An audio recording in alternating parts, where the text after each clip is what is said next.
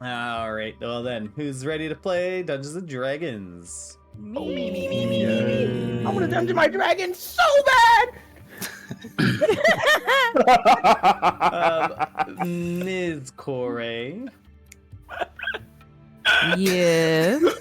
high dragon. or low? Yes. Low. All right, Eladrian and Midas roll. Oh, it kind of get away again. kind of works out perfectly given what happened last time. So go ahead, Eladrian, tell us what happened last time. All right, so we had just slipped out of Baland. Don't ask how. It was a very exclusive route. We ended up God knows where. It was underground. It was dingy, loud, smelled like sweat and regret. Turns out it's a fight club. We see a brawl happening. It's humans versus half-elves. Brutal stuff. Human wins. Yeah. Then but then we hear it. There was music. My kind of music, right? Above us, the Harmonia Music Festival is roaring to life. And so we head upstairs. And who do we see outside pacing with all nervous and being dramatic? Zephyr, my brother. I haven't seen him in ages. So we hug. It's absolutely beautiful. He takes us inside. We get registered by Mr. Toodles. Got big old glasses, long hair, might be a wizard. Either way, he gets us ready. We do some vocal warm-ups, some group bonding, if you might say so. Some weird kind of stretching. Midas looked physically pained by the entire thing. But then it was performance time. And listen to this. It was time for us to give our performance in the Harmonia Music Festival. And as we do this, I kept the verses secret until the moment everyone had to sing them, because chaos reigns. But the ducks crushed it. We flew like a flock. We soared. The crowd erupted in a slow clap, turned roaring applause. I think Drag cried. She might have flexed, one of the two. But let's see. And then Zephyr, they took the stage, and they dropped the bass like nobody's business. I think that was crazy. It was the best rendition of whatever that was we've ever heard. Totally new kinds of music, revolutionary, you could say. And then, as soon as that happened, someone in the back screamed. All of a sudden, guards fell. Kalinor walks in. Yes, dead, like before. The 5th time we've seen this guy, reanimated. We fight. It's absolutely brutal. But mid-fight, who shows up? Out of nowhere, but Zar, in large spells flying. Midas is suddenly 9 feet tall and throwing punches. I go over to Zephyr and say, "Hey, give me your maracas," because he won the maracas after he won the amazing thing with the music. But I say, "Hey, let me have your maracas." He gives them to me, and I shake him at Kalinor. But it didn't do anything except make him bigger. So he was twice the size that he needed to be, which was like a giant balloon, I guess. I don't know. So then, all of a sudden, fireball. Shoo! Bam! From Zar. And then Corey, of course, the spell sniper from all the way across the room. Kalinor, pile of ash. We all take a breath.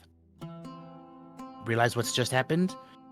First off, Zar is back. Holy shit, everything is crazy. And then out of nowhere, Midas ups and punches him right in the face. That's I guess how he says hello.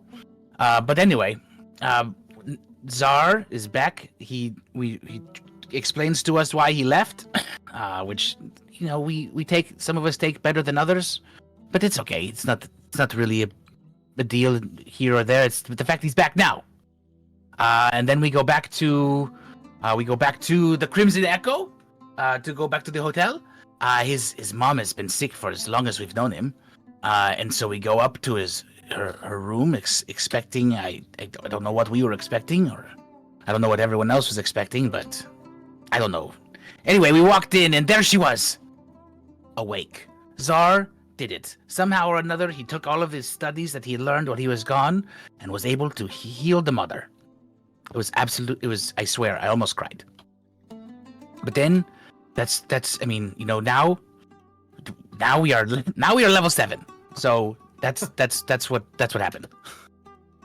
Yes, indeed. That is what happened. You guys spent kind of the remainder of the evening after the ceremony at the Harmonia Guild. Kind of spent the evening talking with Zar and his family about everything that's going on. And you're all able to get some sleep, getting a nice long rest in the process. You all begin to awake in your own separate rooms at the Crimson Echo Hotel. After an emotional night of a reunion for Zar and his mother, and you guys wake up in a very comfortable bedroom with soft silk sheets and goose-down pillows that hugged your body through the night as you slept. Waking up, you each take the time to have a luxurious, warm shower, finally able to scrub the salty sea air off of your bodies from Baland. Zar's father spared no expense for his son's friends. Warm and fragrant breakfast foods filled the dining room where you are all invited to eat. Zar Aetil is doting on his wife Martha as he helps her to eat solid foods. Her body is frail from being bedridden for so long, and she has even have difficulty just holding the weight of her utensils. Martha makes conversation with you all, interested in the stories of your adventure with her son Zar. Weakly giggling at Eladrian songs, meekly clapping as Drag struts and dances around the room to the music. Kore smacks Midas more than a few times as he sarcastically remarks about some of the encounters they've had in Stellaris. And she smiles at this little family that her son Zar has stumbled into. Zachary excuses himself, a bit hesitant to leave his wife, but he knows that she is in safe hands with you all. As Zachary heads out to deal with some of the staff at the hotel. Martha then looks over to you, Zar.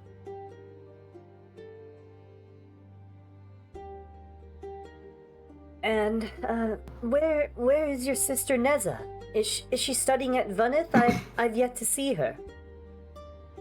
Oh, well, that's the thing. It's been a while, Neza. I had like this dream, this flashback. I don't know what it was. It was weird, but I think she might be somewhere in Glassmount, maybe the Dremorlock. I don't know. You said that you had a dream of some kind? Yeah, we were up in the mountains of Kraknar, and we just gotten attacked by this crazy snow witch lady, and I was sleeping, and in my dream she left the city, and I tried to send her a paper bird, but it never got to her, so I don't know. I'm still looking for her though. How long ago was this, Zar? Oh man, 2 weeks, 3 weeks ago. It was towards the beginning of the Mighty Ducks adventure. My goodness, and what would your sister be doing all the way in the Draymore Lock? I think she might have left to find something to help you. Even though I told her, her hard head, I told her I was going to take care of it. I told her I needed her here. But then again, I was doing the same. I don't blame her. Looks like she just wanted to follow in her brother's footsteps and try to help me. Yeah, I just hope she's okay and not hurt. I hope she's not scared. I need you to promise me, Zar. Promise me that you'll find her. I will, Mom.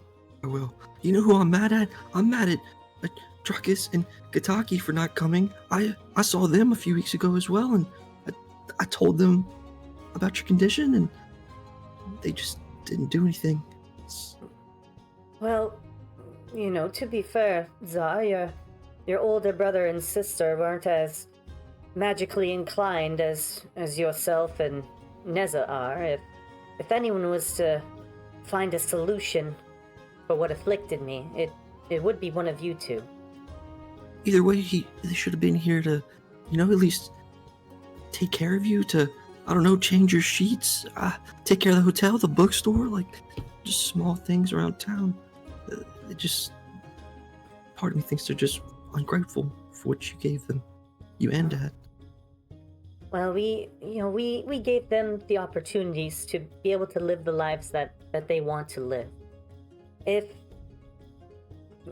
they decided that whatever it is they're doing is more important than taking care of myself and your father, well, that's their choice, and I still love them nonetheless.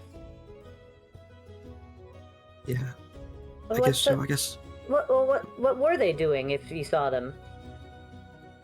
Oh, well, who else is in the room? It's just me and my mom, or was my dad here? I thought we was all there. Yeah, we're all Yeah, there. you're all in the I dining was just hall. like, gotcha, okay. Yeah, Corey's just, she's not gonna say anything. She's just kind of looking at Zar like, this is all Yeah. you, buddy. He kind of looks guys- up when she asks that, like, eyes wide.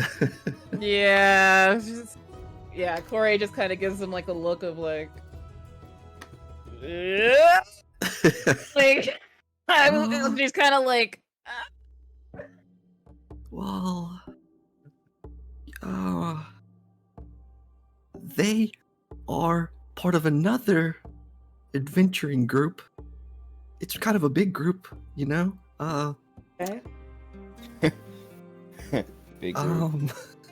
very secretive operations that they do that require them to travel all across Stellaris. Oh, So secret, it's like a whisper. okay. So are they like Oh, brother. are they entrepreneurs or something? Are they? We don't know. It's Well, It is a secret. We cannot tell you. we don't even know ourselves. I don't know Yeah. the answer to the secret. They don't want to tell us. We've seen them a couple times. We saw them in Onagas. They were in the Dunmas Woods at one point. Or at least Trackus was. Just whispering around. Well, at least I know that they're in a good career and are making money for themselves. That calms me down quite a little bit. I've been out of it. I missed so much, Zar. I'm just glad that you're telling me everything. He'll kind of just like grab her hand and kind of squeeze it a little bit and smile at her. I'm glad you're here too, Mom. And what of my store? Have you been taking care of it?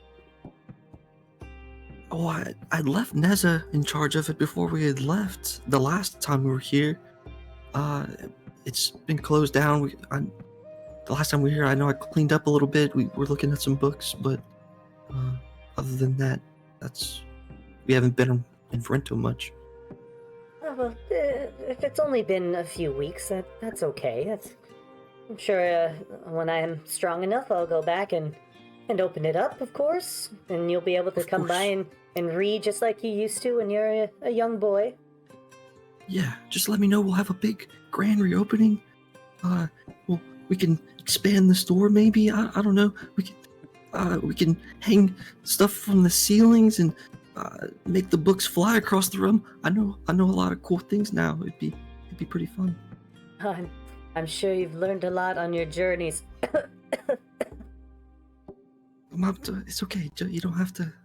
Take your time. You take some time to rest. I know you've done a lot of that, but really, you need to regain your strength. Thank you very much, Corey. I'll be sure to get some rest.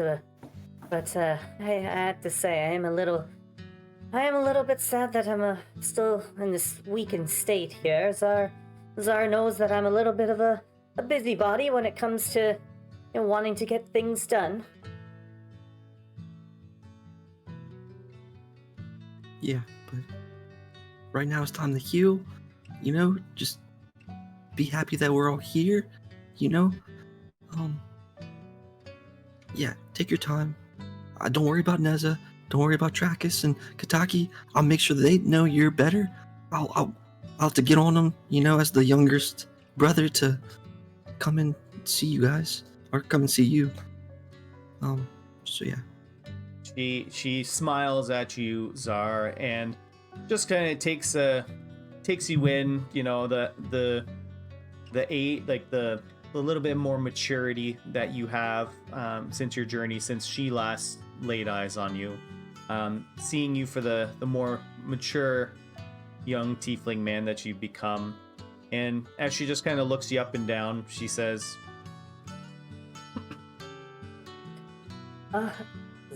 Zar, is that the old book that I gave you? You still have that? Oh yeah, and he'll take the book out, and he'll open it on the dining room table, and he'll whisper, "Hey, book, come see." Emerging from the book is that floating head just slimering his way out from the table. Oh, I forget his voice. Oh, it was like a high 80s man. Yeah. Oh, hello everybody. It's been a while since I've seen everybody. I've just been talking to Zar nonstop for like the last week. Where has everybody been? Yeah, Mom. This is book. I made him. The book you gave me when I was, a kid. I made him come alive. Your mom is very shocked seeing this book come out.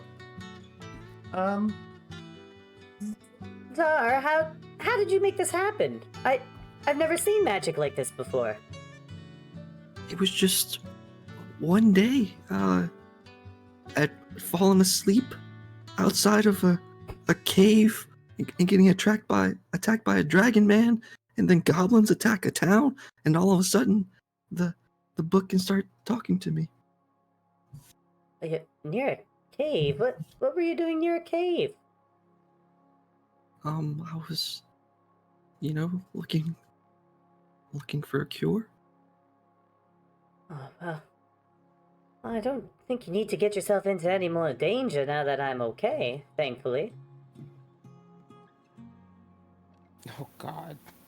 But what else can this book do? I know you've always enjoyed studying magic. I'm sure you've taught this floating head a thing or two. Yeah, of course he can do pretty much anything that I can do. You see, if I want to, shrink something, and he'll kind of like point his finger towards Midas, and he'll say a little incantation, and he'll cast reduce through book, and book will just open his mouth and kind of breathe like a haze onto Midas. Is gonna flip off Zar as he shrinks.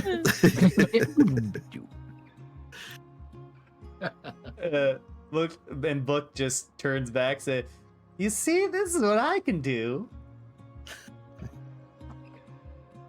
Yeah, he's pretty impressive. And Very impressive. How long is your friend gonna stay that way? And he'll snap his fingers and the spell will wear off. Sorry, Midas. That was just an example. That was also for stepping on me. That is some mighty impressive magic. Thank you. But yeah, I'm not the only magically talented person in my group. Like, Corey, her hair lights on fire. It's like the most beautiful sunfire heat that you've ever seen.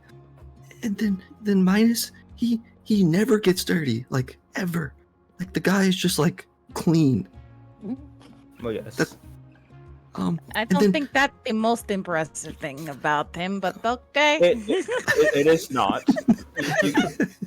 It is a good thing, but you could have mentioned how thunder and lightning and whatnot, or how I can, infuse clothing with magic. I think that's pretty impressive. I did spend a lot of years doing an apprenticeship for this.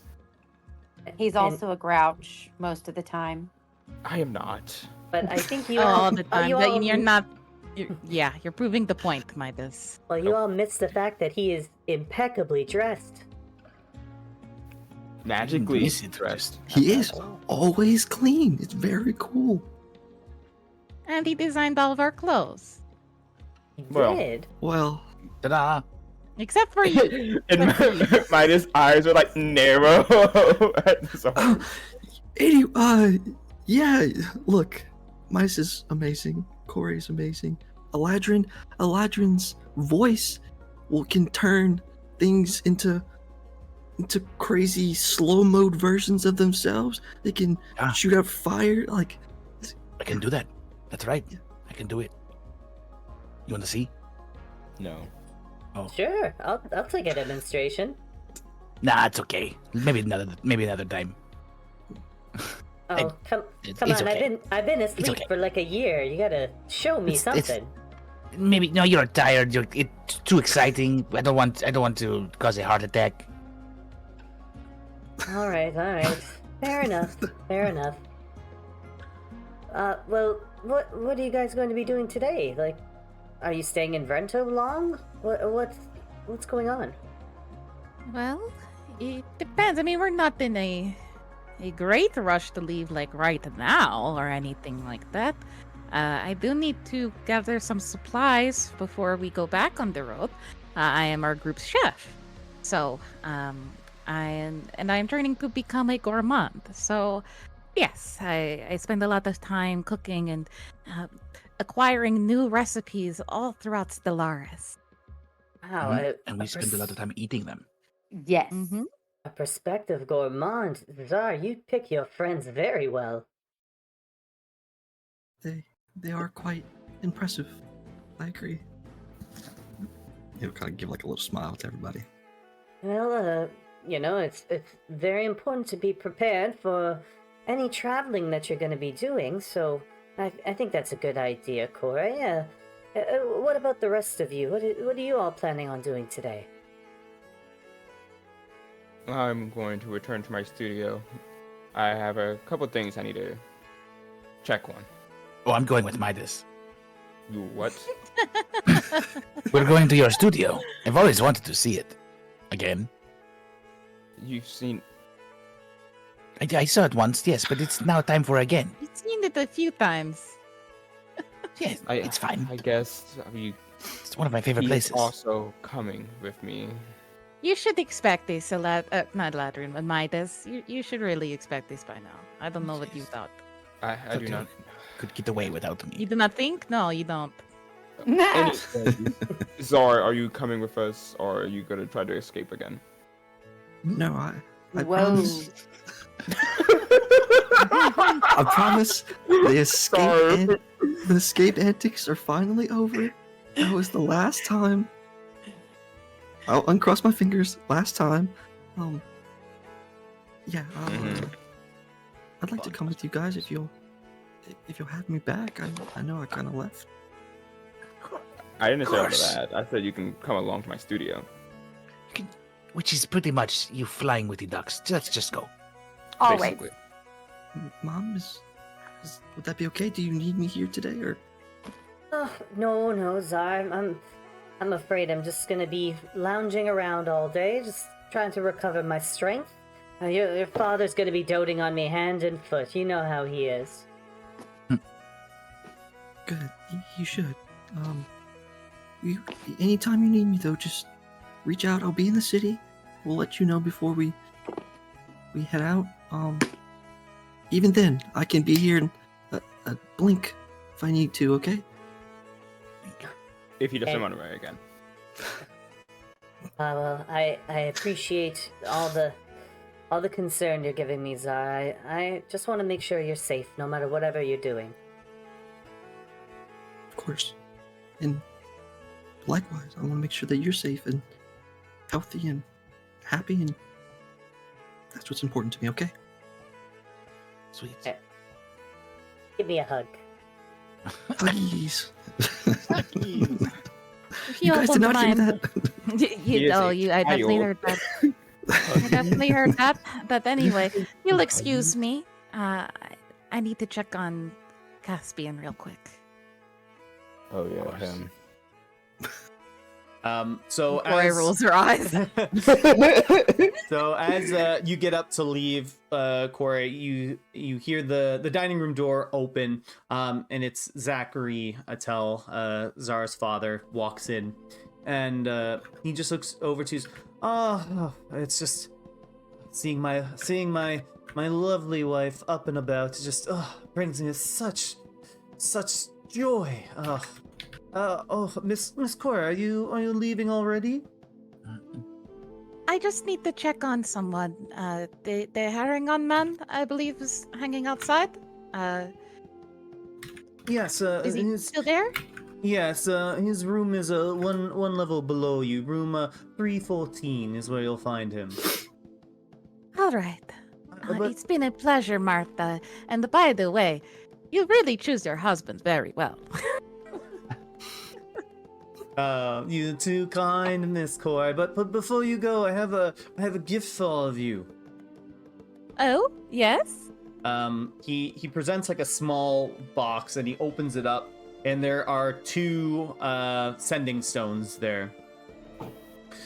Just a way for you all to keep track of yourselves in the city, or if you get separated anyway. But unfortunately, they're not as strong as regular sending stones. They can only be used once per day, unfortunately, to send a message. This is very helpful, thank you. And for the sake of the just mechanically, like each stone has like 1 use of the sending spell. So if Kore was to send a message to Midas, he can respond, and that's like 1 use of that stone, and then you have another use of the other stone. Okay. Yeah, that's just like, so it's like a basically like Responses 2 count uses. for that Yeah, use. for that 1 usage. Yeah, so it's like 2 Okay. uses basically. And he hands them over to you, Kore, and he says, well, it looks like you're about to set out, so maybe you should take one of these. And who wants the other one? I will hold on to that. I think we should give it to Drag. Hear me No. out. Hear me No. out. No, Hear me out. no, I'm listening. no. She is a woman of Okay. very few words and True. gets her point across very well. That's if you can find the So- point. You know what, Sorry though, you're onto something there. Right? Yeah. Yeah. See. Okay. You're right. But can Midas we is a bit too remember- verbose. Verbose. Verbose is not a bad thing. Second of all. Oh yeah? What does it If mean, you said you Midas? run your mouth too much anyway. I know what you take meant. the stone. If she gives it to Drag. That means you waste it on a stupid comment. Yes.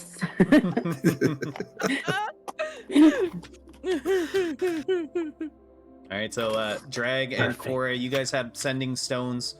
So yeah, you guys got them. So essentially, you send them to the other person that has the connected sending stone. Great. Right? This is so convenient now. Well, if you have any need of me, Drag, you can just contact me with this, and I will let you know where I am. I will message you. I say if we're going to split up, we should try and meet back here by the end of the day, at least by sundown. Is that agreeable for everybody? I don't know what time it actually is. Well, it's like morning time currently. You guys Okay. are just finishing off some breakfast. So Perfect. the day's just starting. Great.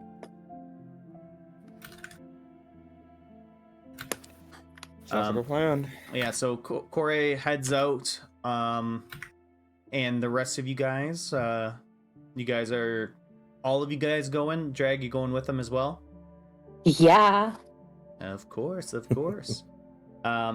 So yeah, you guys you guys finish up your meals. Zar, you hug your mom and dad goodbye. A very strong and tight hug. You know, the many times that you've had to leave them, it's usually been a little bit somber given your mom's health, but now there's just like you feel a revitalized energy in your dad, especially when you hug him, because he gives you a very tight and warm embrace. So you guys head out to the Golden Loom, not too far away from the Crimson Echo Hotel in the Noble District. But Corey, you head down to room 311 and you knock on the door. Yep. Um, Caspian? you hear silence for just a few moments. Kind of worry a little bit. You know, that Oh just- yeah. She's knocking like rapidly now. Caspian, you there? You hear a very groggy. Yep, I'm up. Hold on. And coming over to the door, you hear it unlatch and opening up, and Caspian, very much disheveled bedhead. You know, his one ear's like flopped down, like it's kind of like pinned in that position. You know, like a dog ear gets, and you gotta kind of like flip it over. Yeah, she flips. She kind of leans up at him because he's a bit taller than her. So he kind of leans up and just kind of flips his ear up. She's like, "You almost gave me a heart attack, you know." I was sleeping. What do you want from me? I thought you. I almost thought. Whatever. What? I need to get some groceries today. Would you like to accompany me? Of course. Yeah. Are you leaving right now? I mean. Just give me a second. Just give me a second. And he runs. Oh, okay. And starts putting on like the old floor pants that are on the floor from what he just took off the night before. Puts on like his vestments, things like that. Just kind of casual clothing. Doesn't need any kind of armor, leather, or anything like that. He's doing up his belt buckle, kind of like hopping on one leg as he does it. I said, "Okay, all right. After you, Corey. I'll follow your lead on this one. You're the expert here." Okay, you really. Some things really never change, huh? You're still just as disorganized and disheveled as I remember. Well, I mean, you were the one that always kept me organized, so I suppose I should have absorbed your lessons a little bit better. All right, come with me. All right, perfect. And yeah, so you and Caspian head out to the market. And while you're doing that, we're going to cut back to the rest of the party members here. So you guys are walking towards the Golden Loom. The noble district of Rento is more or less starting to come alive. Lots of foot traffic, walking to and from various establishments that are here. And as you're walking towards the Golden Loom, Midas, Yes. you recall the last item of enchanted clothing that you made were the boots that you gave to Zar. And you remember that they had a strange little gold-eating quirk to them. But you don't notice that enchantment activating on the boots anymore. They still carry your unique design to them, but the small flaw that they had has all but gone away. Oh, hell no. God damn it! And Midas recognizes this, like, already. Well, you guys have been walking for a while, and the last thing you kind of remembered was that these boots would kind of activate every once in a while and claim, their price of being used. And it just has not happened in a really long time. Like, you've been with Zar now for a little while, few hours yesterday, few hours this morning, and you haven't seen it happen. Okay. Zar. Yeah. How has your boots been treating you? Oh, they've been amazing. I love them. It was nice to have them, at school. Whenever I wasn't with you guys, it was like a you were with me, you know? Yeah, I did something new to them, so I just wanted to make sure that they were lasting and fit well and were comfortable enough. Yeah, no, If they're not, I can try again, of course. yeah, they fit great. Whenever I got to school, I remember I turned in my older clothes, and then God, it was like crazy how quick they came back. It was right away. And You turned in your clothes. yeah, and someone fixed them. Made these, you know. Fixed? Yeah, you remember how the boots, you know, they used to eat gold and like squeeze your feet. Yes, I remember. That was quite funny. Yeah, they were. I got them. They were fixed for me. What about your other clothes? You said you turned in your old clothes. What about everything else I made you? Was that fixed? Well, those didn't. I mean, they were fixed into these. Repurposed, I guess. Repurposed? Yeah. Huh. I didn't think my clothes needed to be repurposed, or were you not satisfied with my work? I was, but that it was just like Not good enough for you. the uniform for class mount. You know, they were talking about this guy named Balfine, how he was gonna Might have work stopped on my walking. clothes, and he keeps walking. Yeah, he took them one Who? day and what? Who took your clothes? Balfine?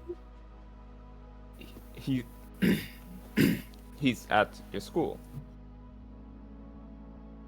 Yeah, he makes all the uniforms for class mount. And he took my clothes and made it into that.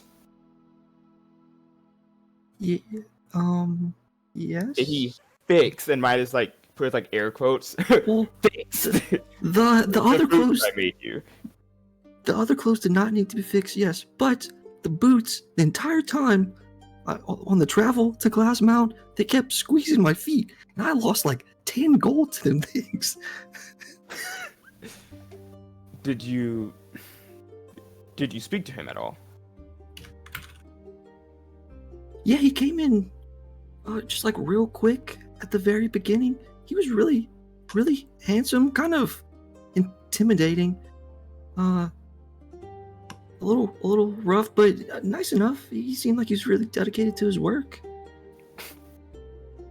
Did he say anything about the craftsmanship of the boots?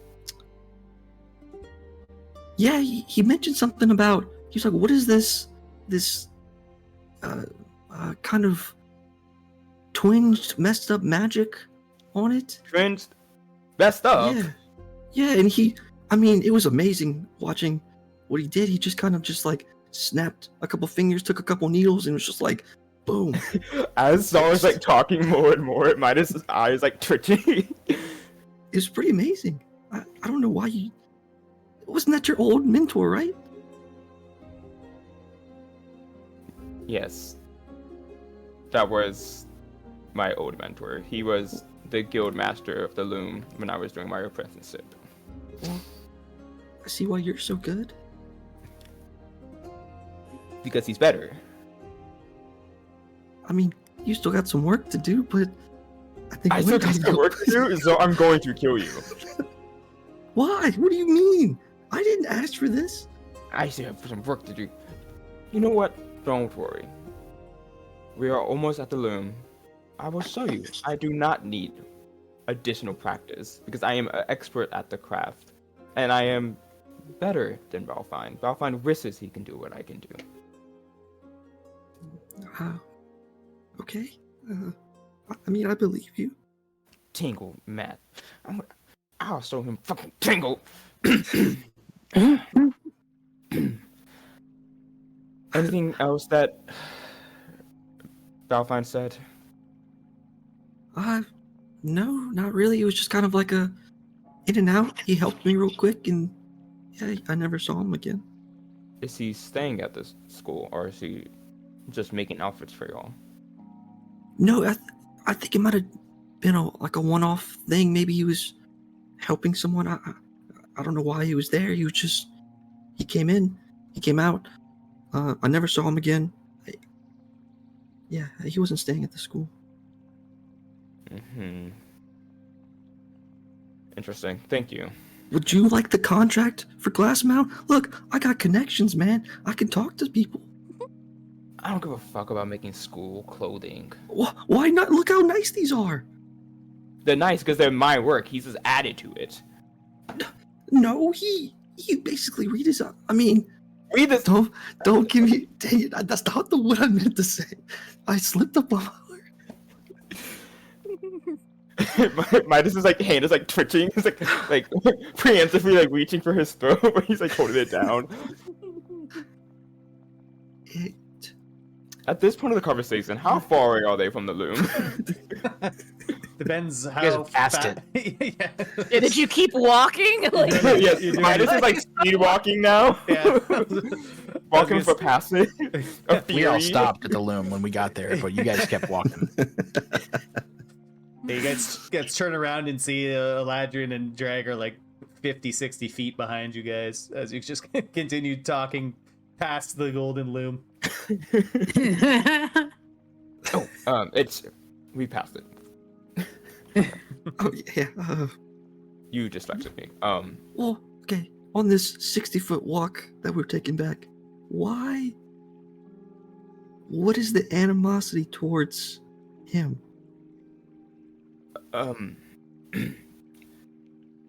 That is something you don't need to really worry yourself about, Zar. I mean, I remember at the beginning of our adventure, sitting around a fire, trying to, talk about your past and everything you've learned, and it's just like, you just wouldn't give it up. But meeting the guy now, I can see where he's a little rough around the edges. Yeah, we all have had someone in our lives that was rough around the edges, but like, why the... I'm sure the Balfind you saw was a more polished version of who he used to be. Well, so he was mean to you? That puts it lightly. He is rough along the edges, like you mentioned, yes. And he is very passionate about his craft. And he wants to make sure everybody else is passionate. Do you want me to beat him up? No. Oh. What? Well, I mean, I don't know. I'll beat somebody up. That's not necessary. Look, Drag. me and Drag, we got your back, dude. Mighty Ducks for life. I do Ride or not die. need you beating up my old master. That is not necessary. Okay. Well, if you ever need it, you know where to find us. Yeah, I can find you wearing his clothes. I mean, they And Midas would like roll his eyes before opening up the doors to the loom. Yeah, so Midas, as you open up the doors to the golden loom, the usual splendor of the golden loom has subtly lost a bit of its shine. Where there were eager apprentices trailing behind their teachers and the voices of craftsmen proudly detailing their work, now there's a much more muted scene. A feeling of tension permeates the air. Some of your guild members have had to close down their studios here, and you can see a few golden loom members that still remain rush past, carrying various kinds of materials just piled into their arms, rushing off to the remaining open studios in the golden loom, snapping their doors shut and getting right to work. What do you want to do, Midas? Yeah, Midas is gonna, go up to the front desk and ask for Vanros, see if he's around. So walking up to the front desk, quite unusual. The secretary that usually mans the front desk isn't there. Oh, that's weird. Midas try to see if there's like a note explaining his absence around So roll investigation for me. This is awkward. Normally someone is here.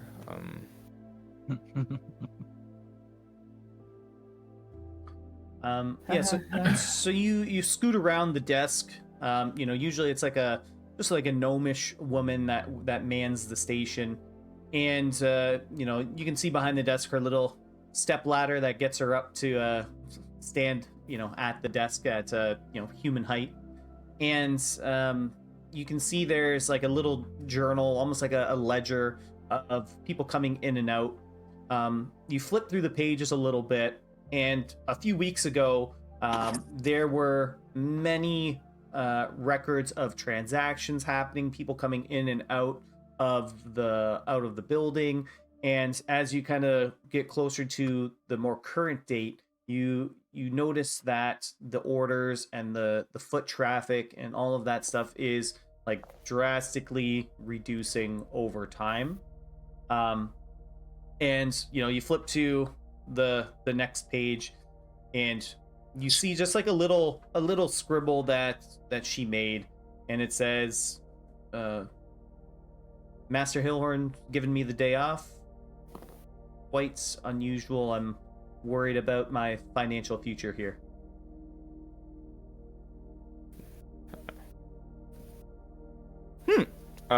Midas will quickly close the book, and kind of just smile, not showing that he actually feels like terrified.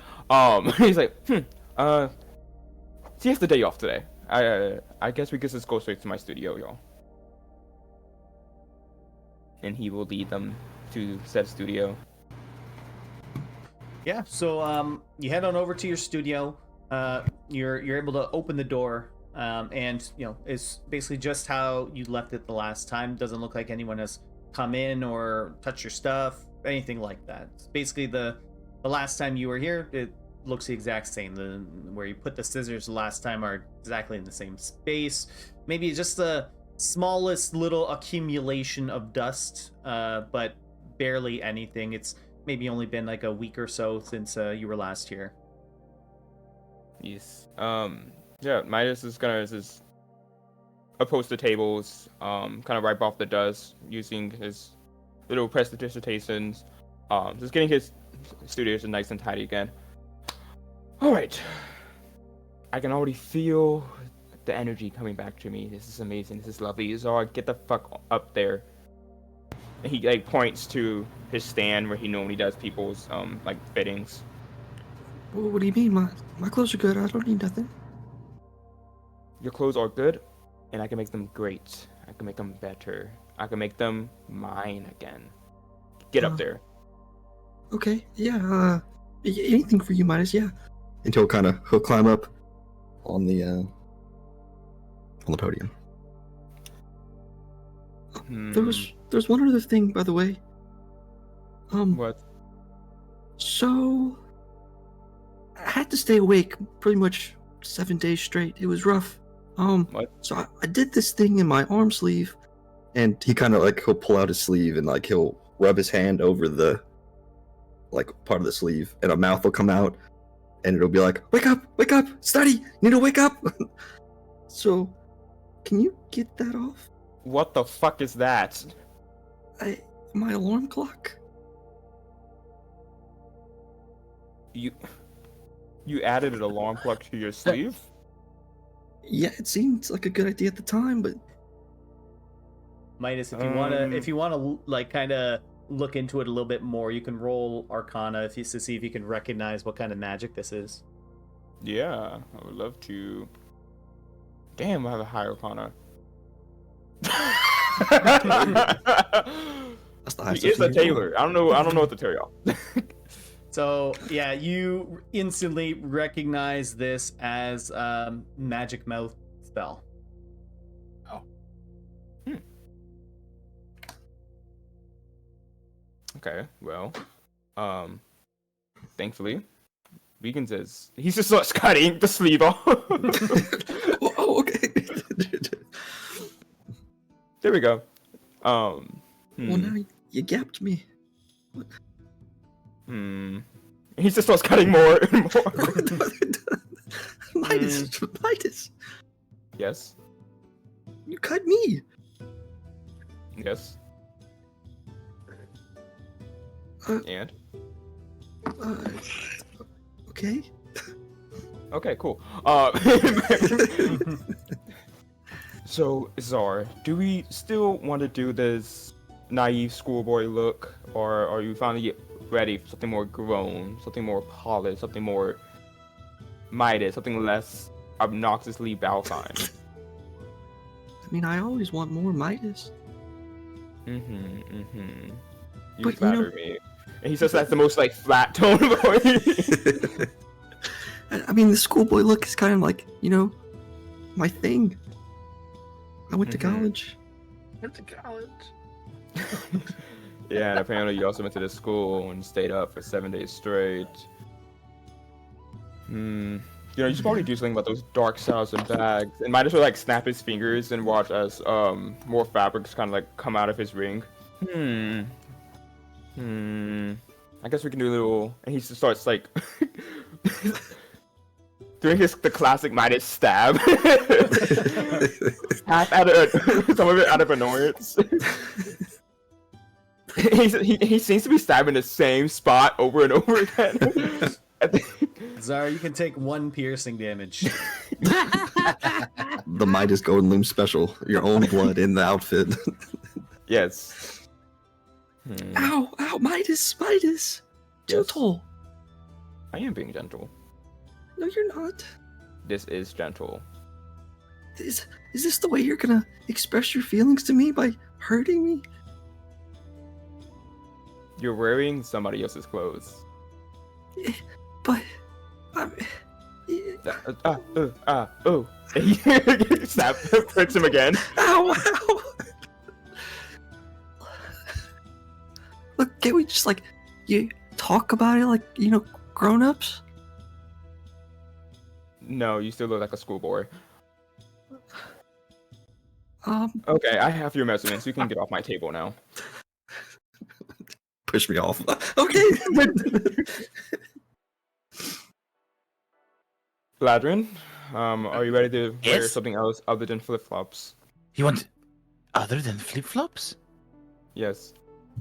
You want to put something on my feet other than a flip-flop? Yes. I don't know. My feet have never been caged. Okay, yeah, so you can stay over there. I actually already have your measurements. Oh, okay. But let's Drag do raises her hand and something- says, "I'll take a new dress." Don't worry, Drag, you're getting one. The only measurements I do not have is Koskas and Pippi. Damn. I think Van Rose did those. I'll just sneak into his studio. Okay, we're going to sneak. I am going to sneak. Y'all will stay here. Oh, we are sneaking out. I will be right back. We are Do doing not sneaking. move. Okay, I will sneak behind you. Zar, entertain Eladrin. Eladrin, tell Zar exactly what you want. Drag, you too. What? No, to sneak. Oh, look over there! And then might as well walk to the other studio. Do you see something on the wall? Why do you put it there? I don't know. What is it? Not Zar getting it too. A dragon? Oh, there's already one in here. All right. Where did he go?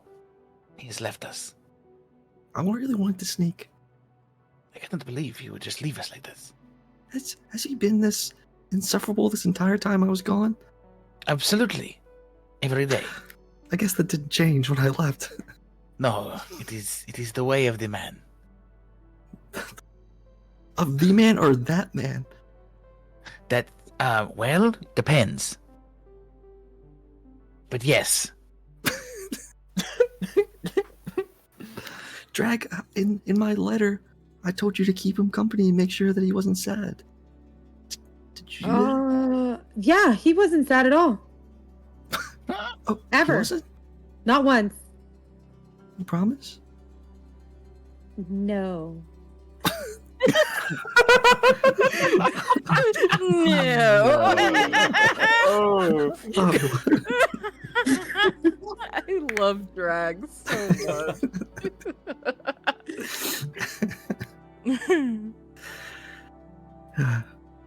Look over there. What is on that wall? It's the same spot.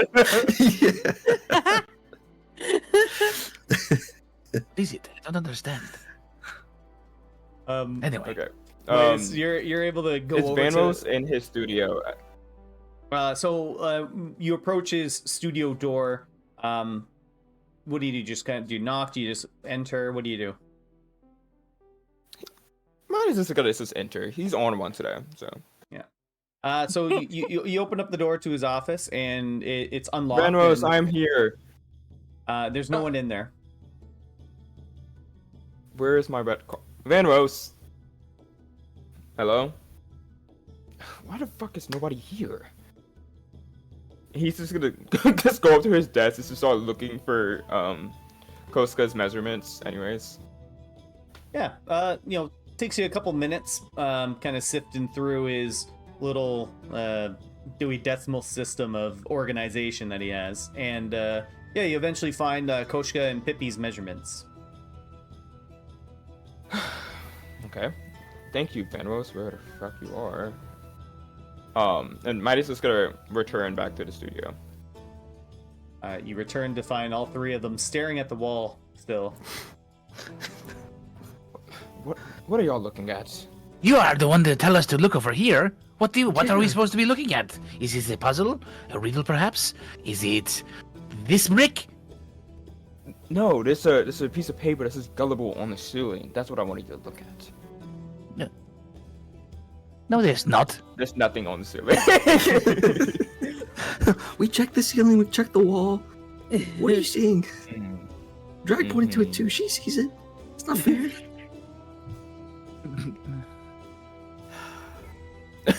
Midas just blinks before getting the word. So, I thought about it. And I thought, why not give y'all a piece of me? Except I'm not shedding my own blood in this. I'm gonna add a little element of Midas into every one of y'all's outfits. A little bit of gold here, a little bit of purple here, depending on what I feel fits your vibe more. And I think you will enjoy them. And I just want y'all to know, as I make these outfits, if anybody, and I mean anybody, tries to change my looks, alters them, modifies them, fix them, my next look will be inspired by you. And by inspired, I mean made out of you. Oh. Does that include me? Yes. Oh. Dragon scales are very in these days. Oh. I do Anyways. like the look of scales.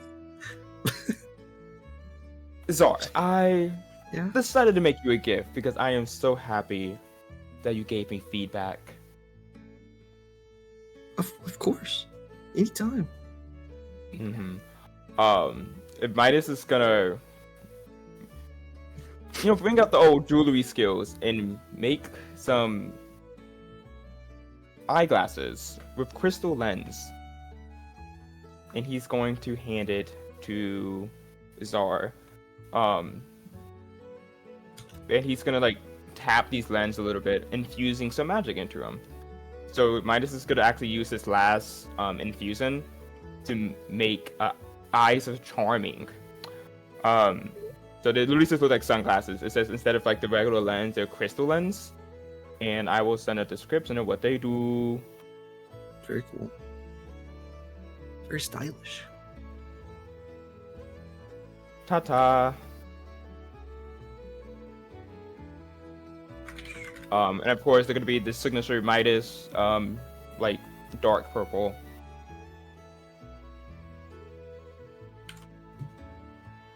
These will make you look more modern, Zar.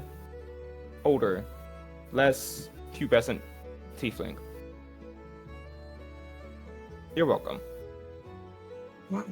Wow. Thank you, Midas. You know, it actually does put like 20 years on me. I feel like I look like an adult. You're welcome. And they're so sleek. You do look older and wiser. Thank you. Eladrin, I Yes. decided to give you options, even though I hate your flip-flops. Hate your flip-flops. I did just make a more sturdier version of them. No upgrades, no nothing like that. It's a different material. for you to Excellent. But I also made you boots because boots are very in. And Midas will kind of like guess towards his boots. Very, very in. Boots are very stylish. You see the heel? Oh. You see the heel? Yes. I see the heel. Hmm. I see this, yes. What if I will have one of each? That is disgusting. But it is in. Boots are good, you say. If I have a boot and they flip-flop, Two then it will be With the S at the Two. end. Boots. two boots. Not boot. I have to have 2 boots, Yes. 2 boots. not boot. 0 sandals. 0 sandals. Hard decision. It is not. Speaking of hard decisions, Drag, Yes. how much do you like your dress? I love new dresses more. What if I said I made a similar dress, but better? I love it. Yes. Now, what if I said I made a gold dress to bring out the blue sails more?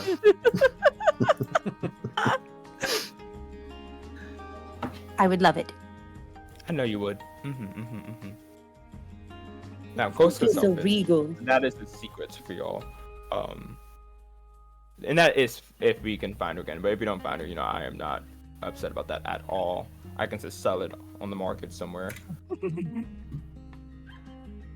But I did make Pippi a hat. Do you think Pippi would like the hat? Such a good Yes. He brings out like this crocheted like little hat. I think soft hats are very in. Hard hats are not. I mean, he is a war veteran, so Soft hats for that soft brain of his. perfect. Yep. Perfect. I think y'all look spiffy, sharp, better. And it has the Midas touch as well as my initials in them, so people will know and continue to love my clothing and not get them touched.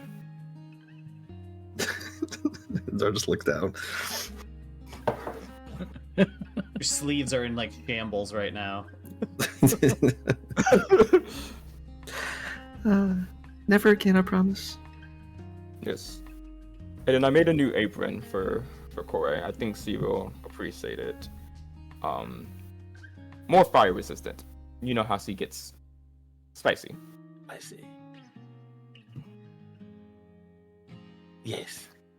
Spicy.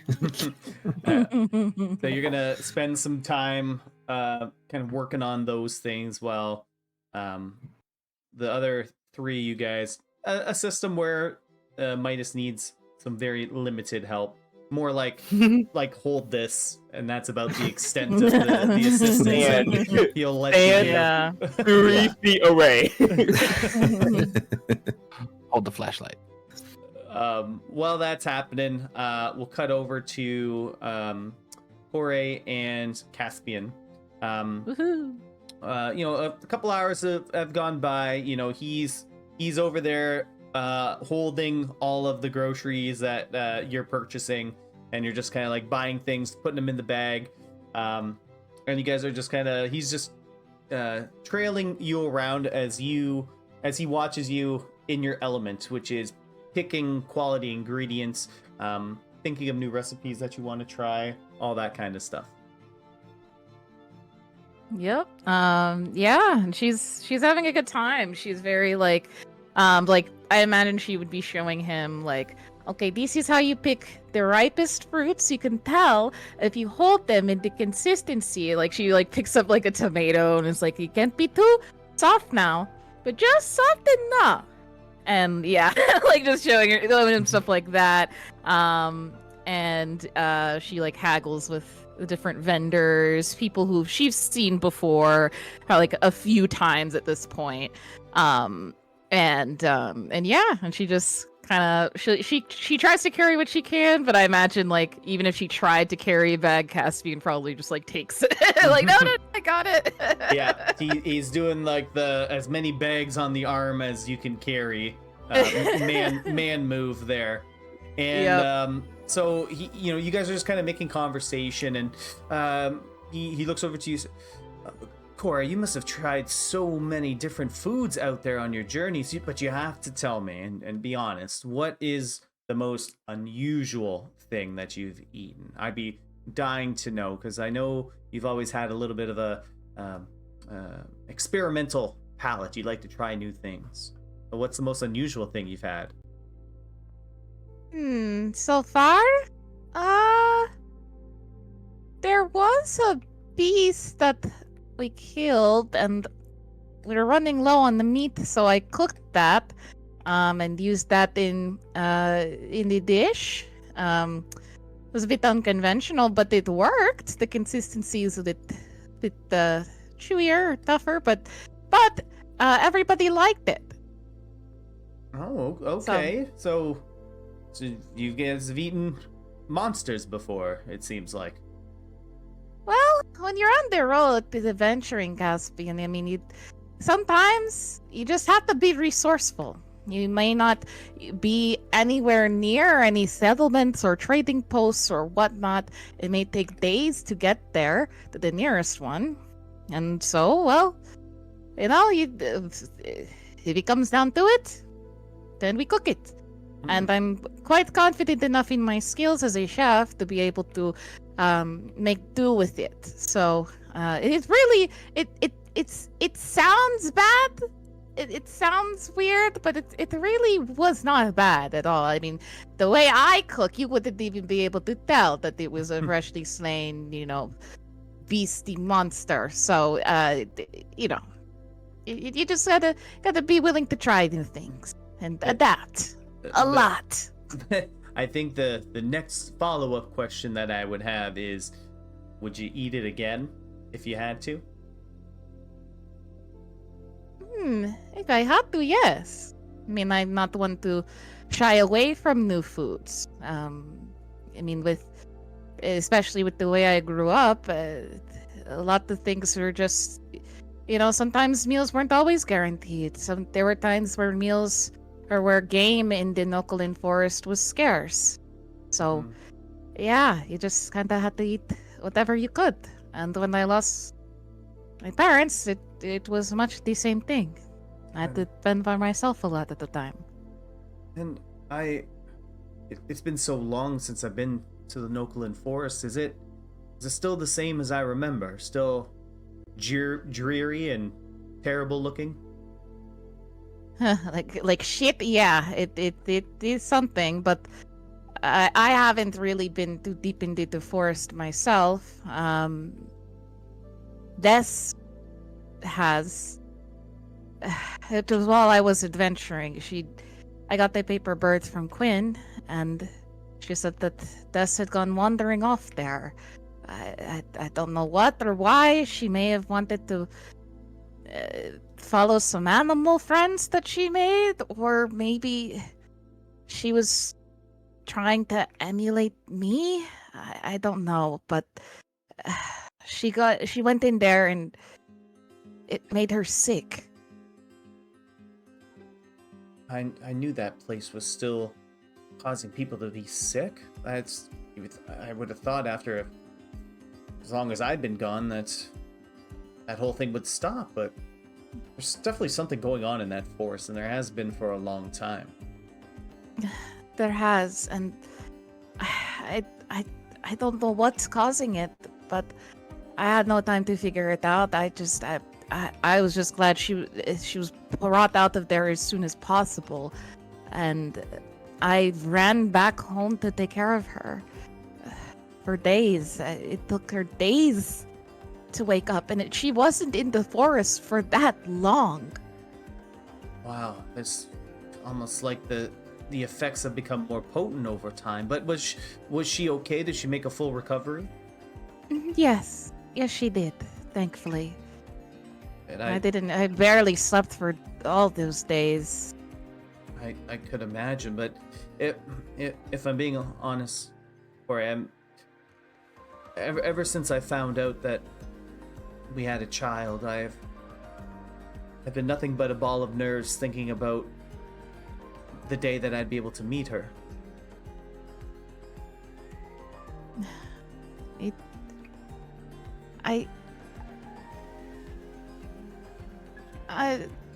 She'll kind of walk over to like a more, I guess, secluded area, like in a town, like where there's not really so many people kind of coming and going, like somewhere where they can kind of, like if there's like a bench or something they could sit at, or Yeah, oh yeah. just somewhere, yeah. Won't take you long to find something like that. Even like in the market area, kind of like the main strip of Rento, there's like little side cafes, things like that. So you'll be able to find like a small little table to sit at.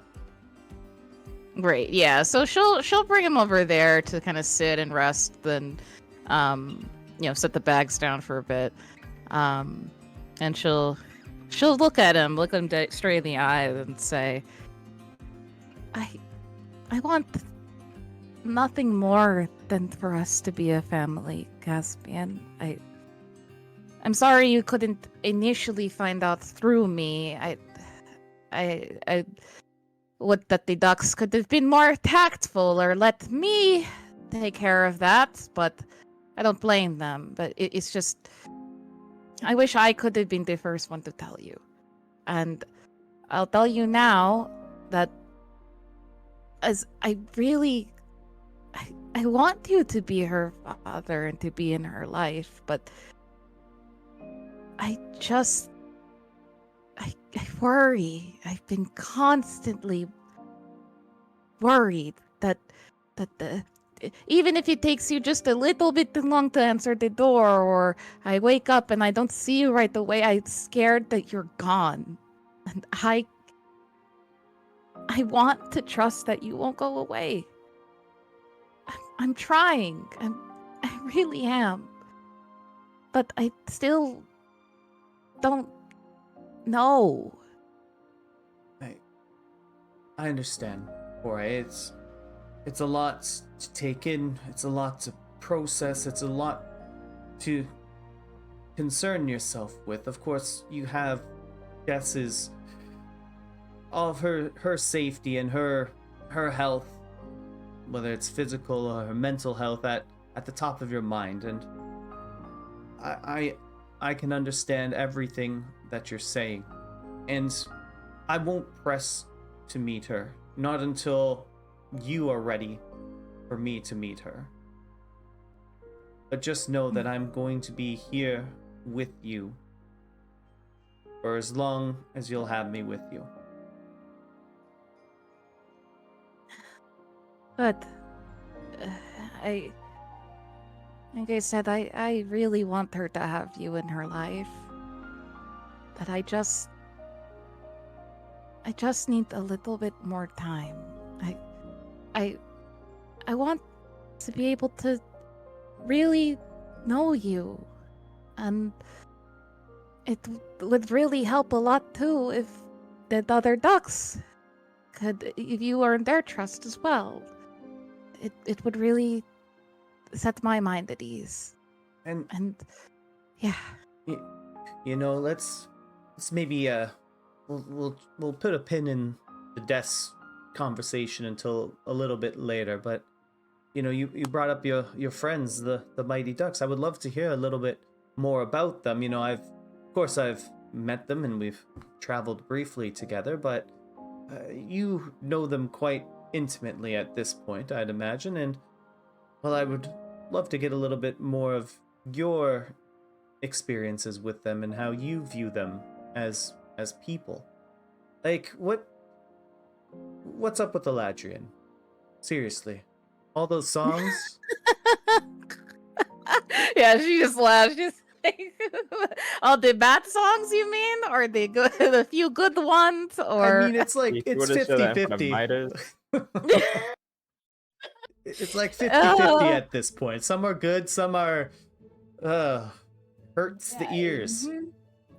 Oh yes, Haladrian. He is very stupid, but he really does have a heart of gold.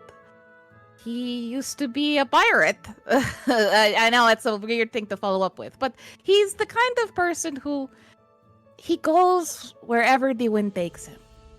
He loves to experience life and all of its beauty and everything that it has to offer. He is also, once you really get to know him and you really spend time alone with him, I found that some of the best advice I've ever gotten was from him. He's a lot. Really? Yeah. I mean, he's really not book smart at all. Oh, gods, no. Oh, no.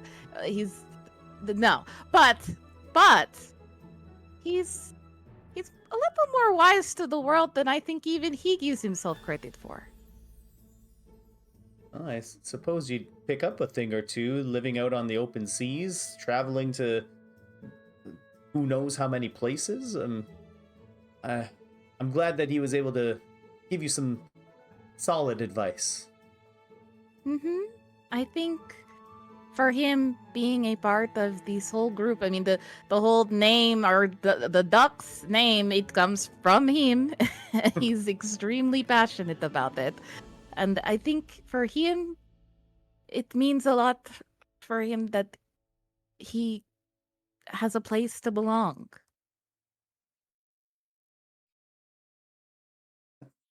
That's great, and then I'm so happy that he's able to find all of you. I know you're just such a compassionate person that I'm sure you bring all of these ducks together. It's And- not easy. I bet, and that leads me to my next question. Midas, he's a tough nut to crack, emotionally speaking. In every aspect, yes. In everything. You can't crack those gauntlets. You can't crack that iron will. You can't crack his stupidity and his stubbornness. You really, it takes a lot. I But feel like the only time I've saw like a glimpse past that iron wall he puts up is when your friend Zar came back. I think I almost saw him smile at one point too when he came back. Yes. With him, he's very abrasive, as you've seen. Doesn't hold anything back in regards to at least what he seems to feel on the surface. But I've kind of learned that some of the ways he acts is opposite to how he truly feels. That if you get what I'm saying, like he's like a cat. Okay. Which is funny because he really didn't get along with Koshka at all. But the point stands that he's kind of like a cat, where you try to get close to him. If you force it or try to push it, he'll push you away and he'll hiss and he'll go and he'll stab you with these needles. But if you just give it time, eventually he'll start to do things for you. He'll get a little closer. He'll bring something to your doorstep. In this case with him, he loves to make clothes. He's a designer, and something that he loves to do for us is all these clothes that I wear. he brought me up from the rags I had to these. And at the time I took it as a great insult that I don't need anything fancy, and I'm just practical. And I've always been a very practical, resourceful person. But it's his way of expressing his fondness, I think. He wants everybody to be elevated, everybody that he cares about. And I think it also gives him a great sense of pride to see the people that he cares about wearing the things that he makes. and using the enchantments and infusions that he makes as well. Because for as talented as he is as a weaver, he is just as talented with his magic. And he, again, it takes a while. It really takes a while, but once you really kind of get to see those glimpses of how he truly feels, I think he's a lot more sensitive. And I think just knowing a little bit of the things he's been through, I think he's just really, really scared of losing anybody else. And that's something, at least in that regard, I may disagree with him on a lot of things and the way that he treats people, but I can understand where he's coming from there. Well, I feel as though, butting heads with friends, teasing each other, joking around, that's the best way to forge friendships. And I can clearly see that between you and him. You two kind of go at each other quite comedically, I might add, but Oh, yes. I don't hesitate to hit him with my spoon when he is acting stupid. And that's just our friendship. and I've been on the receiving end of that spoon back in the day, so I know it packs a wallop for sure. Mm-hmm. Oh, yes. But that's going to be my other little task I'm going to give myself is get closer to Midas as best I can. Oh, yeah. It will require you to get bullied, but just, take the lumps, but also don't be afraid to get back at him. If you got a really good comeback for him, the best thing you could get out of Midas is complete silence. That's how you know you've won. Oh, okay. He's that, Corey that looks type. like Serene.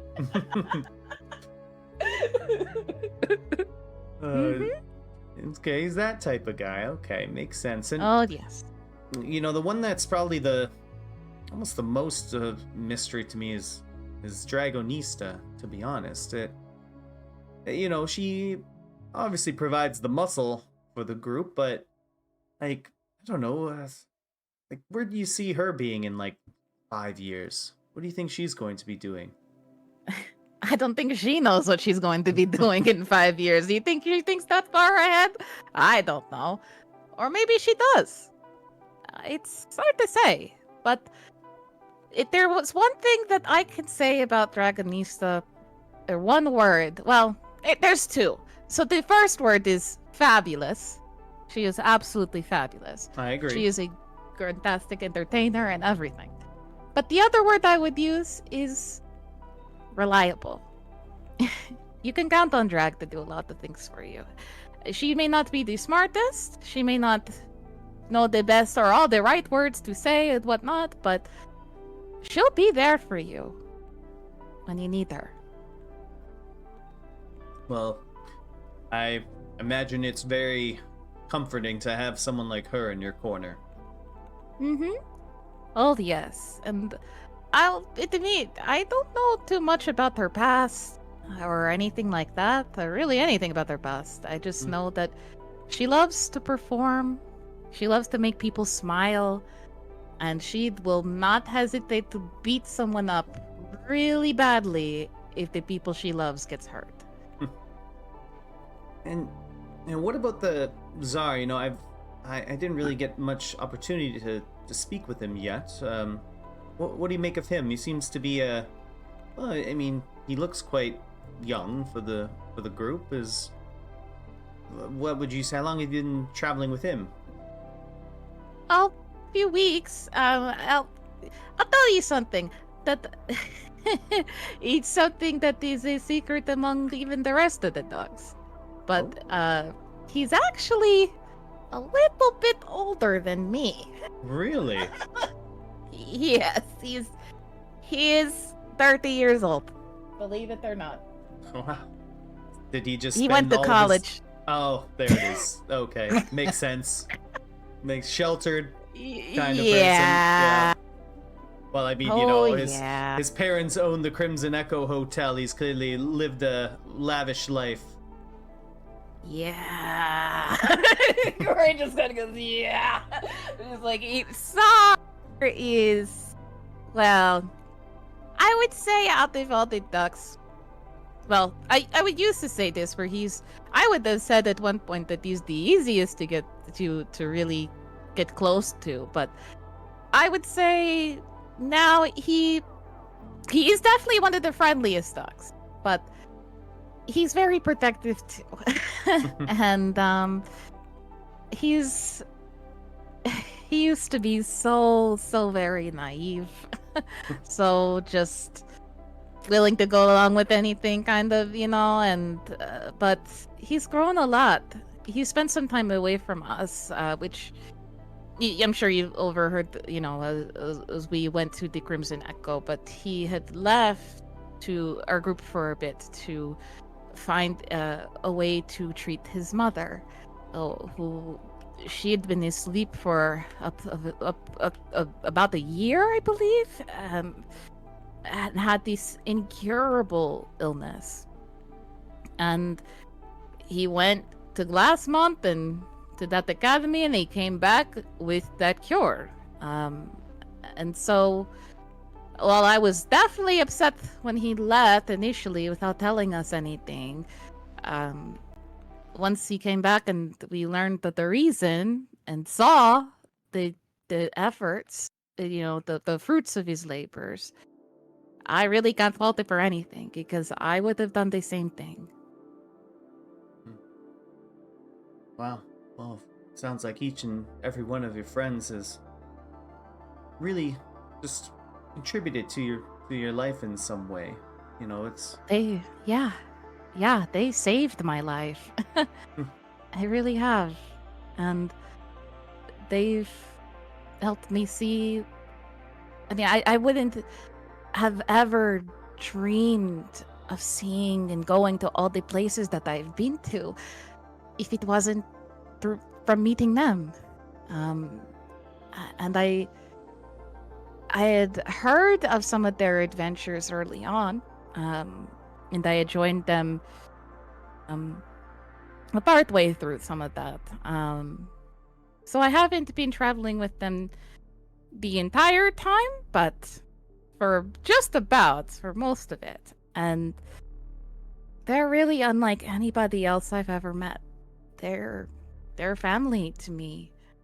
And they know how much you mean to me too. And I plan to talk to them as well and just let them know to just try and have an open mind. Again, we've been through quite a lot together as a group, and we've lost some people along the way.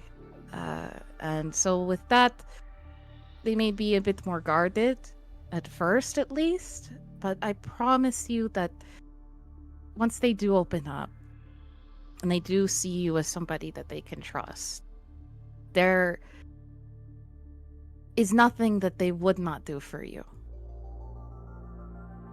Well, I'll be sure to live up to the high standard that you have for me, and the standards that you have for all of them. They seem like fantastic people that have been helping you out for quite some time, rather selflessly on their part. So I will do my best to be great friends with them, and have them, and I'll earn their trust as best I can. I can promise you that. I really appreciate that, Cass. I really do. I know I'm asking a lot of you. And all I can say is I know it's complicated right now, but I really am happy that you're back. And I'm happy that something that hasn't changed is just how compassionate you are, and have always been. And he kind of just welts up a little bit. It's like, I'm just so happy you can still say that, given everything that's happened between us.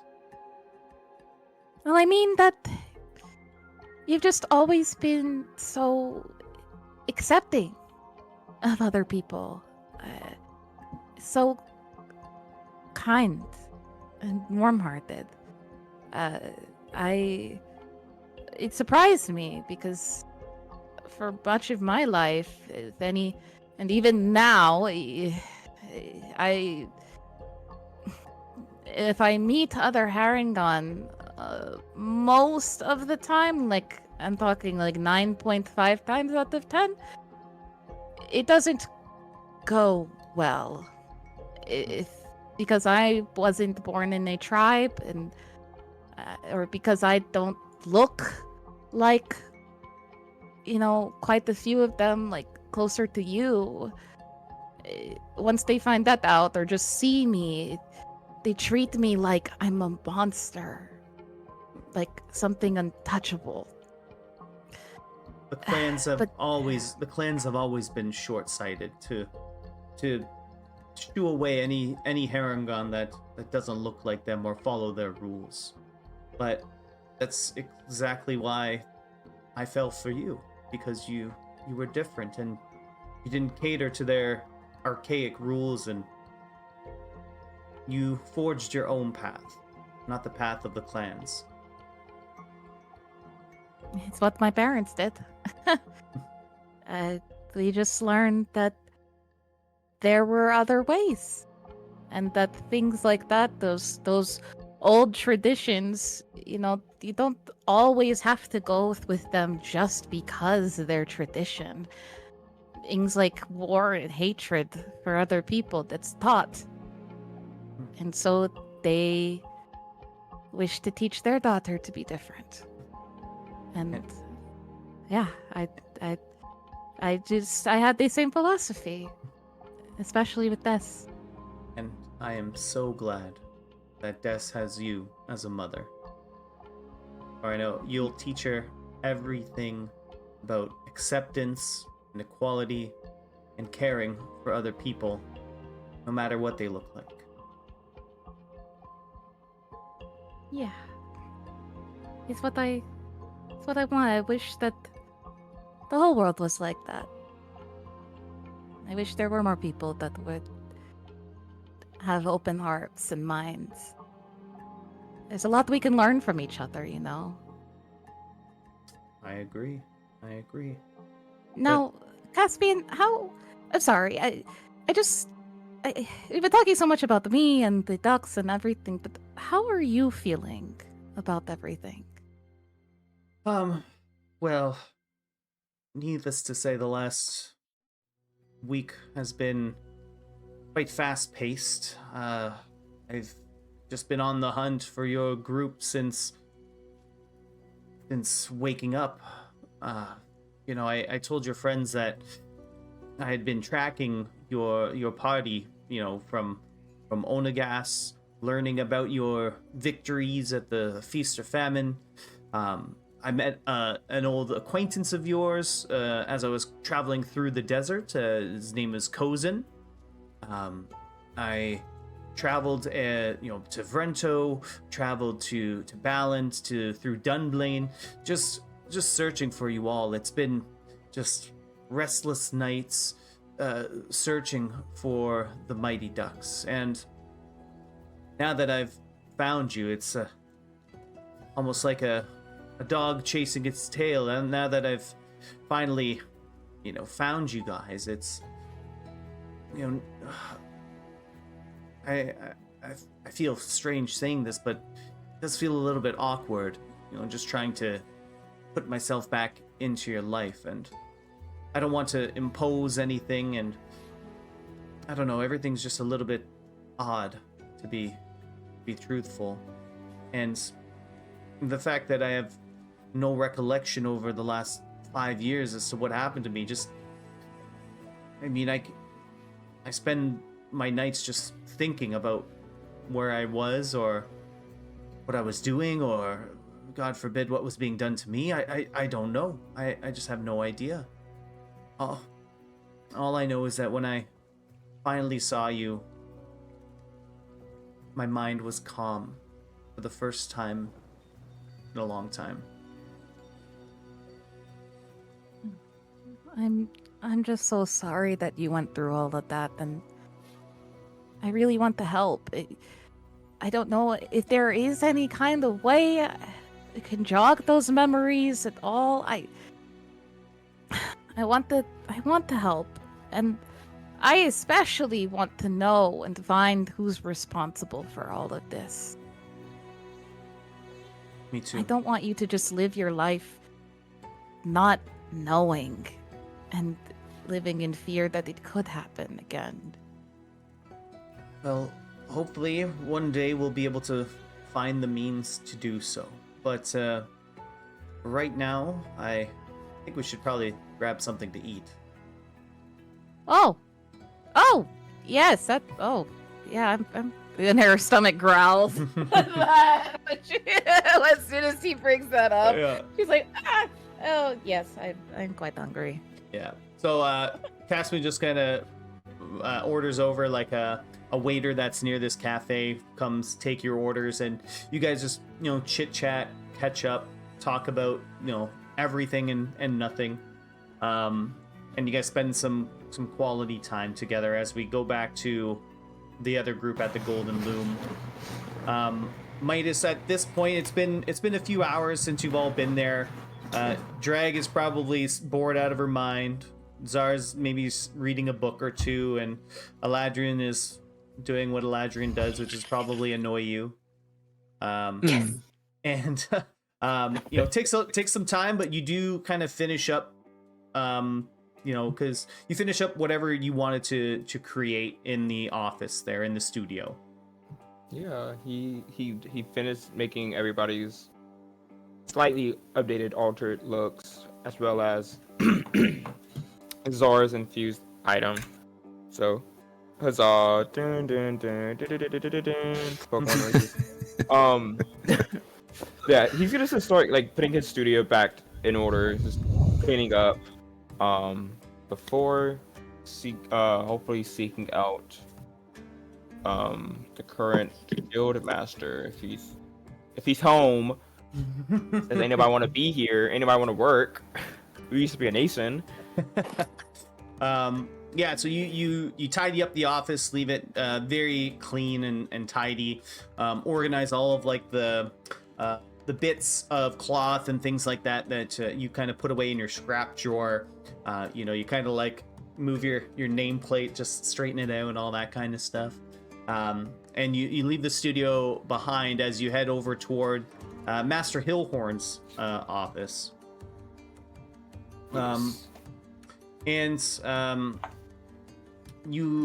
You head there, and you knock on the door of Master Hillhorn's office, and you hear a voice shout back to you, come in. Finally. And Midas goes right in. Yeah, I was starting to think the loom was closed. You open the door and you say that, and you can see Master Hillhorn doesn't even look up to see you. You can see his brow is furrowed, like the lines across his forehead are very prominent and deep. He's just sifting through like a mountain of paperwork. And as he kind of just flips through pages and pages, you just see a look of like defeat kind of come over his face a little bit. Hi, it's good to see you too. Master Hillhorn, is everything okay? He looks up bothered. and he sees you, Midas. Oh, Midas, thank God. Have you made any progress with that book of enchantments and infusing clothes? Have you made any progress with that kind of stuff? Yeah, I made a couple more every now and then. I just wanted to talk to you about that. Balfine, did he know how to do this? Balfine kept a lot of secrets to himself. Let's just put it that way. Maybe he learns secretly how to master this thing. We've had that book of enchantments, not for very long, but it does seem like he knows something about it.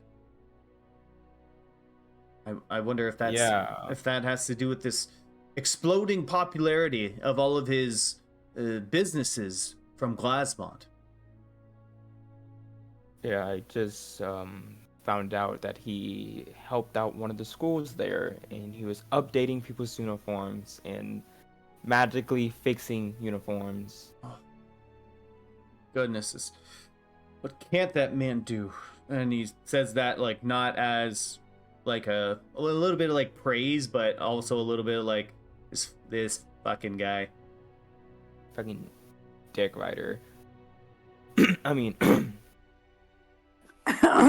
he's not that. I mean, if he, anyways,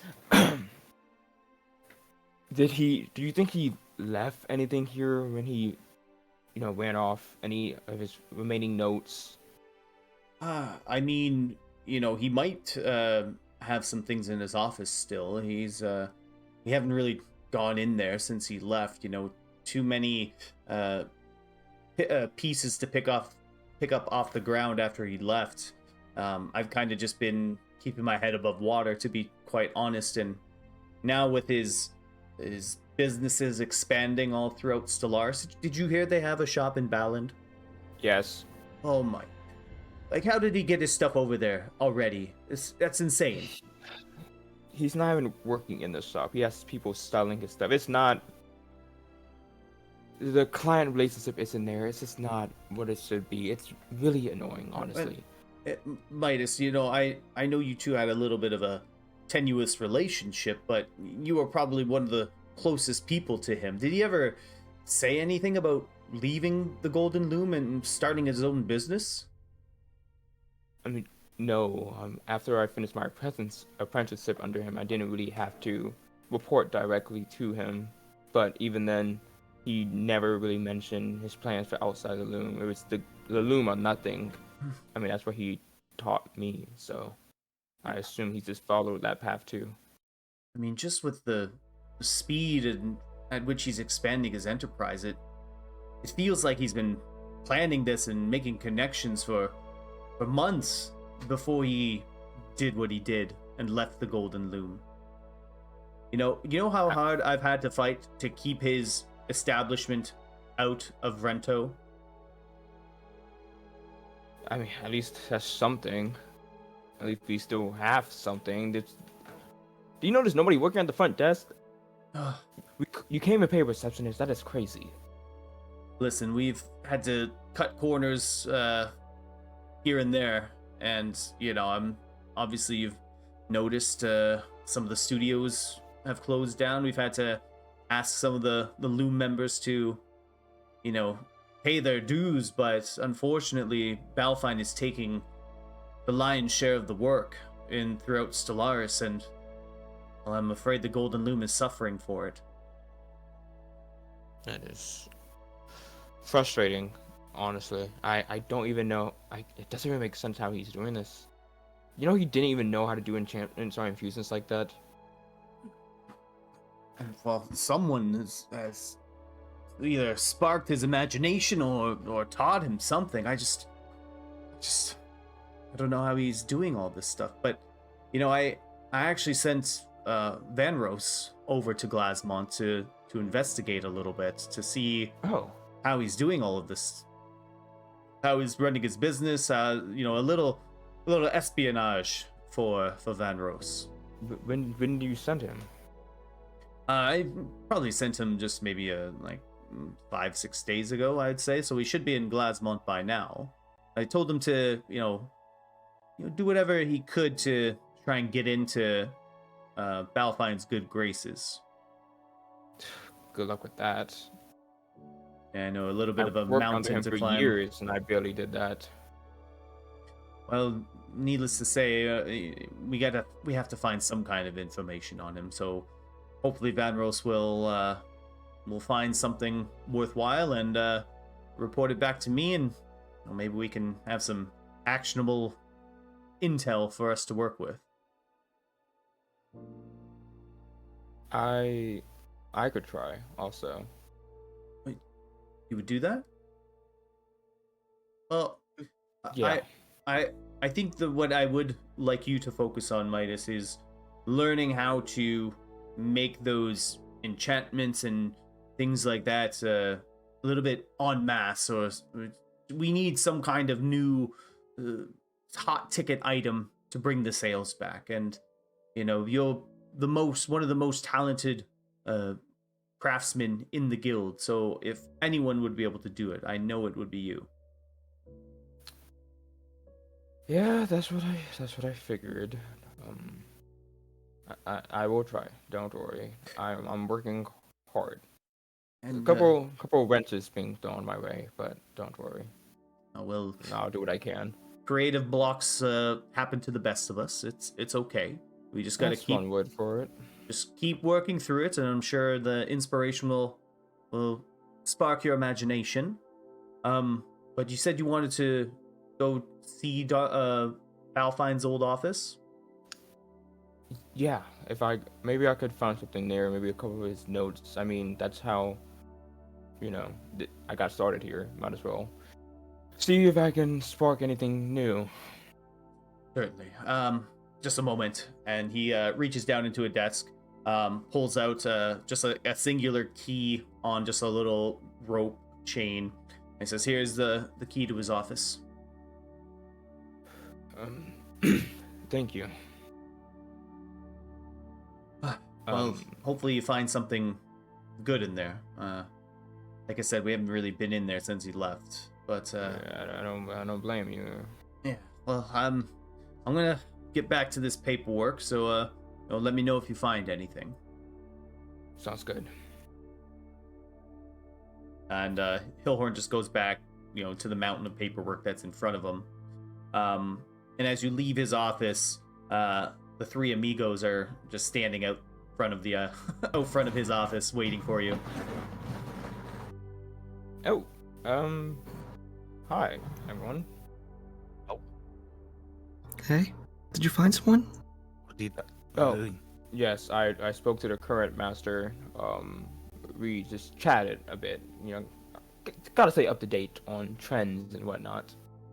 Oh yeah, and what are the new trends? Well, whatever I'm wearing, of course, That's the same thing you've been wearing. and it's still trendy. So old men are I thought in? you- Old men? I'm not old, first of all. Grandfather chic? Okay. Did you get a hat? Grandpa needs hat. I do not have a hat, and I do not need. You a should probably hat. get one. Hey, you could get your head sunburned. Old man. That is the worst. I have a full head of hair.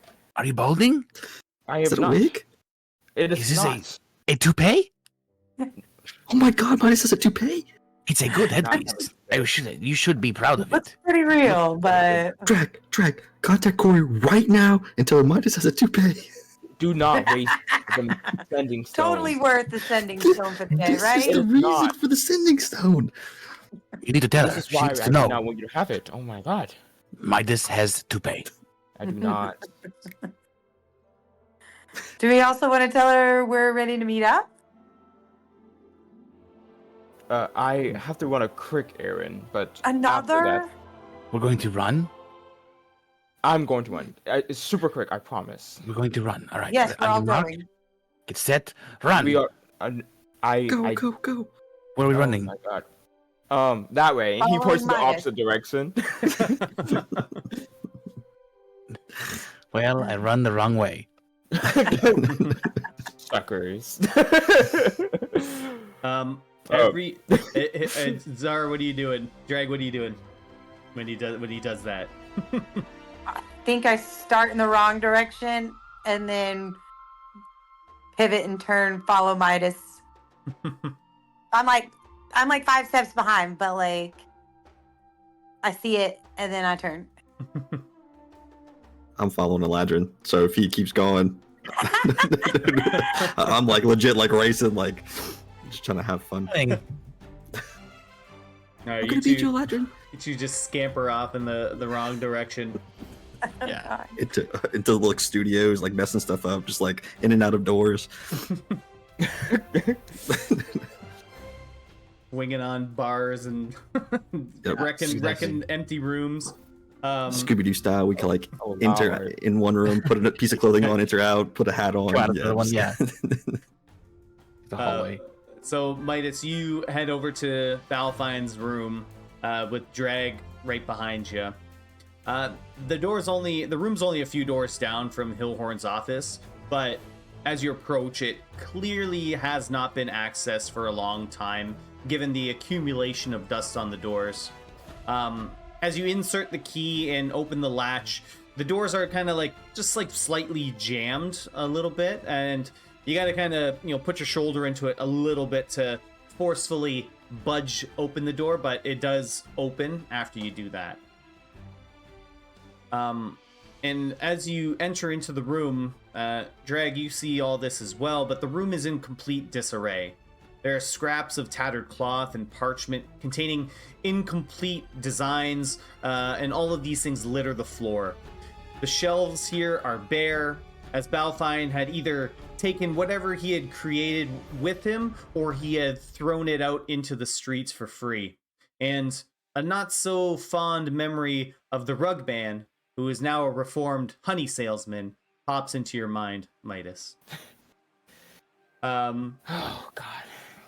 And as you walk about the room, the unpleasant memories that you have of this office stir in the back of your mind.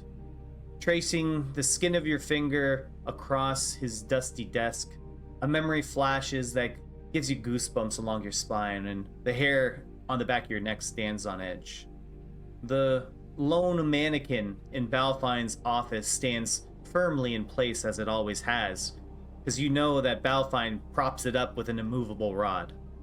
The mannequin has a tattered formal white shirt on it, and you can see there's multiple slashes across it, caused by something sharp. And just kind of at a brief glance, there doesn't appear to be too many things salvageable in this room. Oh God.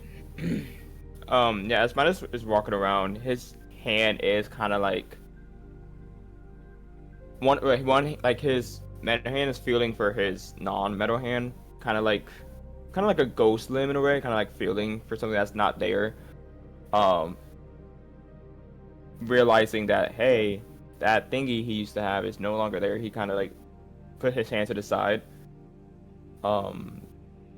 But he's gonna go up to the mannequin and kind of just examine the tattered shirt. Does it look like it was clawed, or does it look like oh fuck this type of over this shit, I'm ripping it apart? Yeah, go ahead and make an investigation with advantage, because you're looking at clothing.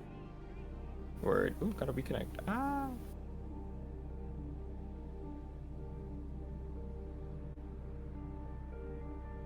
One second, to be honest, not giving me my character sheet. No worries. And yeah, Drag, you just kind of see a mess on the floor. You're just someone.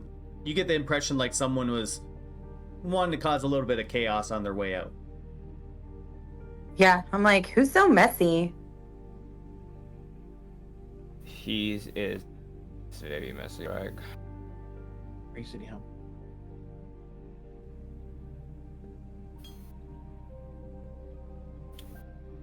What the hell? Can I use a...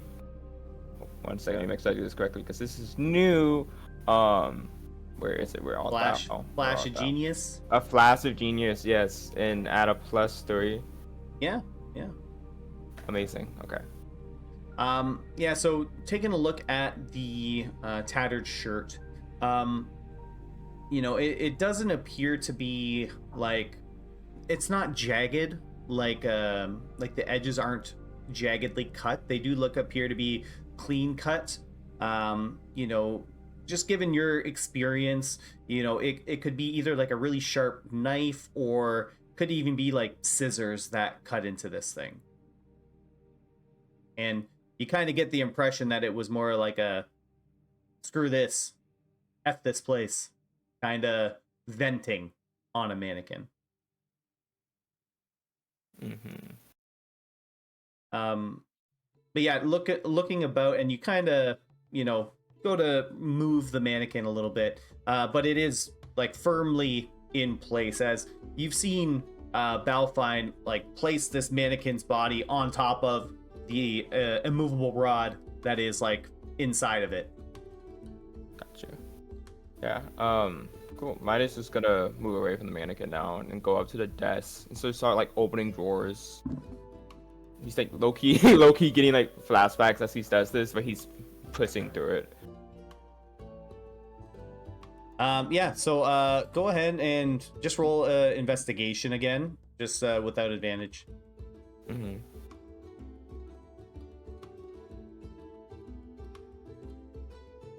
God! Oh my god! And it's, Yeah, like it's low-key cocked too. That's so sad. cocked on the digital dice. Yes. Yeah, so you look around the desk. Nothing is jumping out at you. It's a lot of like bits and pieces. He clearly took some scissors to all of this stuff, so no one would be able to decipher his work. Yeah, so he kind of left things, like I said, in a little bit of a hurry, a little bit of wanting to leave some chaos behind. Damn it, Balfine. Um, Always have to make things difficult. And Drag, as you watch Midas kind of shuffle through the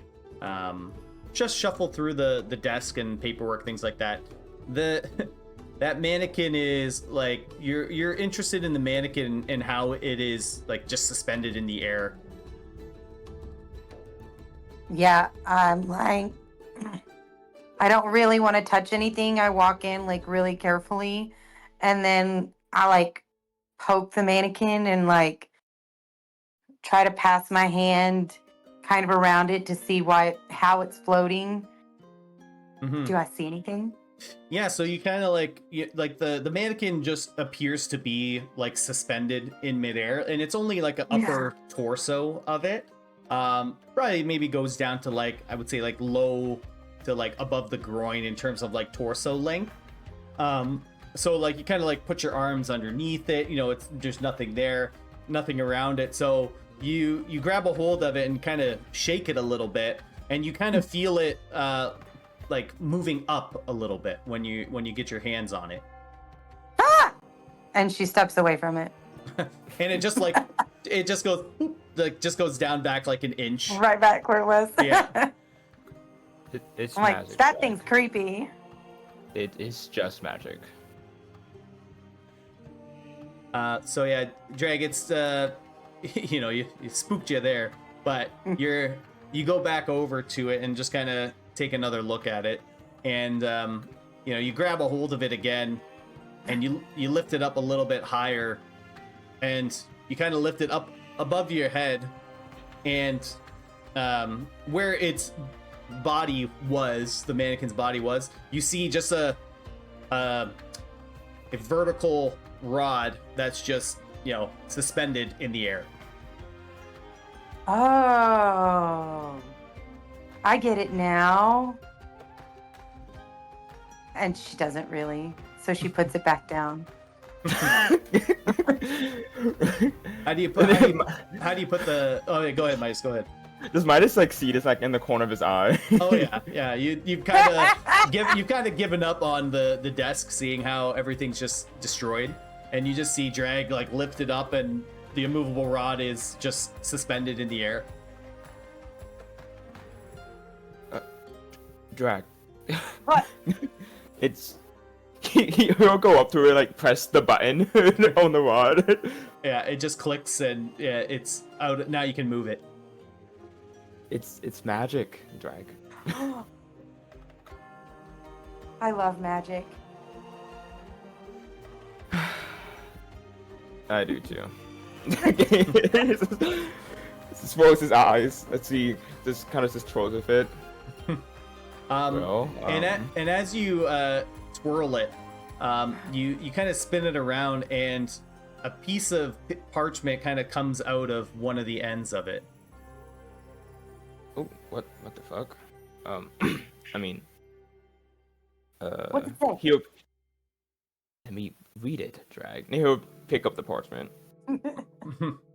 Yeah, you unfurl the parchment, and written on there is, in Balfine's handwriting, is a little bit more detail about magical enchanting and how to perform it more concisely and efficiently, even more so than what's written in the book that was given to you by Master Hillhorn. Oh my god. And yeah, Midas is eating this up basically. He's just reading every word, hanging on to every word, kind of getting the familiar vibes from when he was like doing his apprenticeship. Yeah, kind of like that, that feeling like, even though, you know, you had your tumultuous times with Balfine being your de facto mentor, you know, what he taught you was extremely high quality work and how to do it. So seeing like this hidden bits of knowledge that he had kept from seemingly everybody is just, you know, it's too much to pass up. Like you just gobble it up. You just, you know, absorb all this information, and you know, you keep the paper with you, and you know, going forward, for when you're crafting enchanted items or enchanting an item, you can simply just apply your arcana to the check. So if you look on those pages that I had given you about crafting a while ago, like the last page, when it comes to, or I guess it's like page 7, when it comes to, like, you know, typically a creature's type would dictate what skill you use to create the magical item, but basically now you can just apply your arcana to everything, which is your highest stat. Sweet.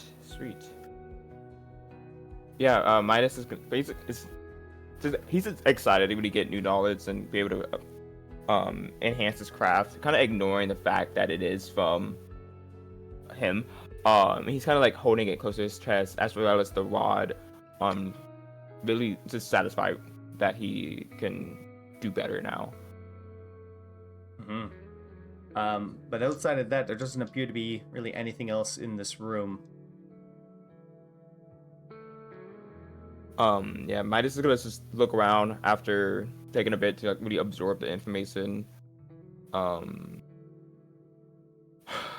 Okay, let's go, Drake. I need to lock up, and he's gonna take the rod with him.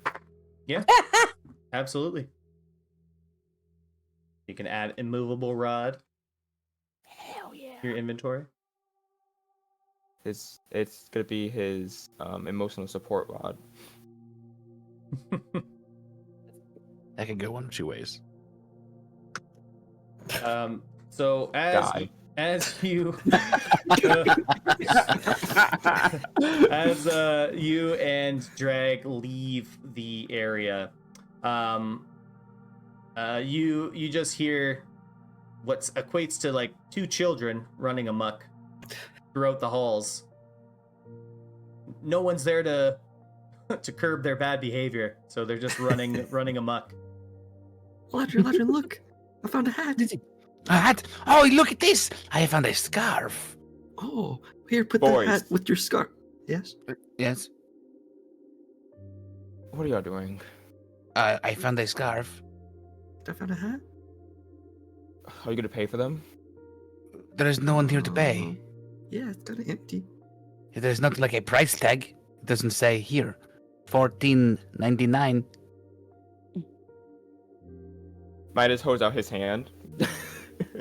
Eladrian slaps it like a high five. Wait, I No. want a high five. Hot damn! Go return it. If you're not gonna pay for it, return it. I don't. But I found it. Finders, keepers, losers suck. That's not how this works, Eladrian. But it's I'll just make you one. okay. Either pay for it or return it. I will take a Midas scarf. You choose, or Do you just want to fix the ones they have? Isn't that what Zar, did yours? I'll just make them something new. You could just fix it. Just don't take other people's work. Not without paying it. Okay, fine. Put it back down. Bring it back. Midas is gonna run and go quickly return the keys before running back, so they don't get too out of his sight. Yeah. Yeah, so you do that, and so we've kind of completed everything that you needed to do here for today, and a few hours have gone by. You guys it's probably like later in the afternoon at this point, kind of getting closer to dinner time almost. Spend a majority of your day here, and as we finish up with you, we go back over to Kore and Caspian. Kore, you've spent pretty much the entire day with just you and Caspian, kind of reminiscing on some of the old times that you had together. He asking you a lot of questions about your adventures and things like that. Would you tell him at all about the Crimson Sun stuff? Or would you be general and vague about it, if you mention it at all? Yeah, so for now, for like this current second, she's not going to tell him. The reason being, she wants to make sure like the ducks are all on the same page about that. She definitely believes that he should know, especially because like they may have had been the reason why he went missing. Like she's like pretty sure, just given the kinds of stuff that she knows that they're capable of doing. So she would want him to know about that, and especially if they're he's going to be traveling with them for a bit. Like it's just unavoidable, but she's just not going to tell him right this second, just because she wants to make sure she can have that conversation with the ducks first. Mm-hmm.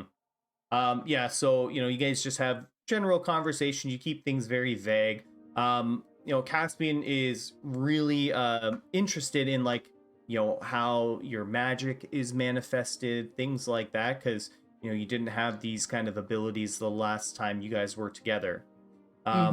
So he doesn't poke and pry too much into it, but he is curious, and he just asks a question. He says, so like, what has been the craziest creature you guys have come up against in your adventures? It seems like all these types of monsters and things like that have been popping up throughout Stellaris, and we didn't have these problems 5 years ago. This is all new. So like, what have you guys come across out there? At this point, it's more of a question of what haven't we come across. Really, it's just we fought so many monsters. Like, I'd say probably the creepiest so far. Well, aside from Cal. I'm so sorry, I can't say this. Kalinor. Thank you. I'm like Kalinor. Thank you, Midas. Aside from him, he's definitely right up there. Evil children who weren't actually children and were shapeshifters was also quite creepy. And the devils. Yeah, I'd say devils. Yeah. Where did you fight devils? It's not that it's a long story, but I have encountered a devil. Oh, that's in Stellaris. That's, I almost find that a little bit hard to believe, to be honest. And yeah, she like shifts very uncomfortably. It's another thing that like she's been wrestling with and like wants to tell him about, but it's weird because it's like there's times where she can't really say much without the damn demon coming in like Corey. So she doesn't want that to happen. Yeah. So she's just kind of like, yeah, just like it's a long story, not one that I can share. And she like kind of gestures to the cafe, like here. Oh, okay, fair enough. It's getting pretty late. We should probably meet up with your friends anyways, and get all these bags kind of stashed away. All I can say is there may be a way to face that problem. And she'll kind of summon Hugin. And like he probably like squawk a little bit, and she's like, when we get outside, I'll show you something. Just real quick. It'll take 2 seconds, but there's something special about my summon. Oh, okay. Well, I'm like, you mean, well, maybe we'll be out in the city, you mean? Like, out of the city you'll show me something, or like just not in this crowded area? Not in the cafe, but I mean, you'll see. She'll get up, and like once they do kind of get up, she'll say, all right, Hugin, do your thing. Yeah. Get up. Ma, you want me to do it like right here? Like just right here? Yes. Okay, not like on my shoes or anything, Oh, Hugin. okay. Like not right. Just somewhere. You just fly a little bit, and do your thing. And Hugin just like takes off of your shoulder and flies like a little bit down into an alley, and he lands on the ground, and it does that the little bird like hippity hop around a little bit, Yeah. and then you just see him like lift up his tail and drop one right on the ground Yep. there. And almost like immediately, even through like the cobblestones, a little flower kind of grows. Well, that is one hell of a trick that bird can do. Yeah, he couldn't always do that. He definitely couldn't. That wasn't his powers. His powers were more of he more explosive. Like me. And she kind of like snaps, and you see like a little flame for a second before it like goes away. And she goes, that during our travels, we were trying to heal the forest on the way to Ballant. There was a lot happening with it. Somebody was messing with the flora and the fauna, poisoning the lands, killing off the creatures who inhabit it. And well, again, another long I have many long stories, but through this we discovered a magical seed that Hugin ate. And when he ate it, his powers changed completely. Like all the fire that was in him, all that essence that was used to create him, just left. It was like it came out of him. He was like a dragon bird.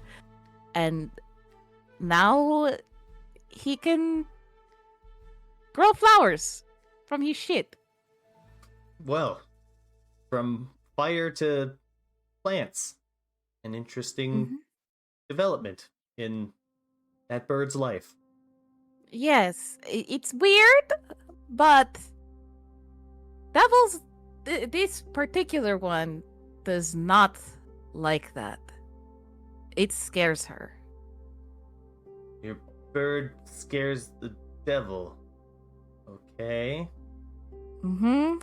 Just you just have to trust me, Caspian. Yeah, I'm trying to follow along as best I can. There's a lot of missing pieces to this story, but I will wait for you to tell me those. I will not, make any assumptions. But so far it's quite strange, whatever story you're weaving here, but I'm here for the ride.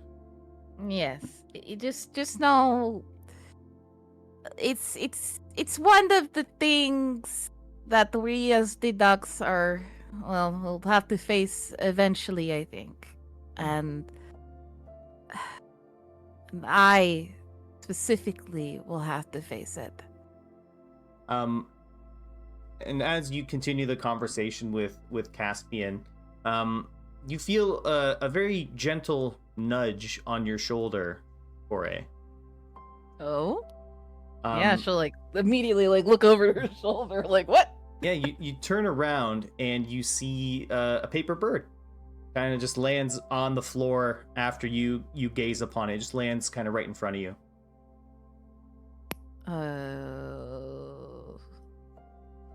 She just given the conversation, she looks scared. He's like, oh. Okay. Caspian's like, that's weird timing. It is. And yeah, she just kind of tries to swallow down her fear and just slowly pick it up. Yeah. And she'll slowly unfold it. All right. So this is the message that you get. Oh boy.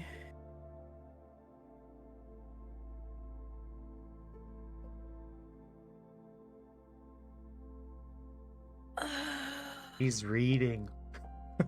Yeah, I'm reading. Oh no! Oh no! How could you do this to me? How could you do this to me? What the fuck? Oh my god, what's So happening? Kore, what's your reaction with Caspian reading this note? Oh, it's bad. She as she starts reading and keeps reading, just her blood just goes cold, and then you just see her hair, everything just light up just like it did at the church. Just she has to actively try and keep from just lighting the entire thing on fire. It's a bit scorched at the edges, singed at the edges from where she touches it. Yeah. Caspian sees this and he's like, Kore, is everything okay? We have to and yeah, she's immediately grabbing her sending stone, and she's sending a message to Drag. Doesn't answer Caspian right away because she doesn't even hear what he's saying. She just immediately grabs the sending stone and leaves a message saying, "Come back to the hotel now." And she looks at Caspian, and she is fear, this crippling fear and anger mixed together as she looks at him. You're freaking me out a little bit here, Persephia. What's going on? Desi's in trouble. What do you mean? She's in a lot of trouble. We need to regroup with the ducks right now, and I promise I will tell you everything. Well, let's go right now. Let's go. Yeah. She's running. She's doing the bunny hops. Yeah, Caspian's lugging all the bags with him. Yeah. Yeah, no, she's sprinting back to the hotel. Yeah, so you Drag, you get that message, Drag. How do you respond? So I respond in the sending stone. Okay, meet you there. And by the way, Midas wears a toupee.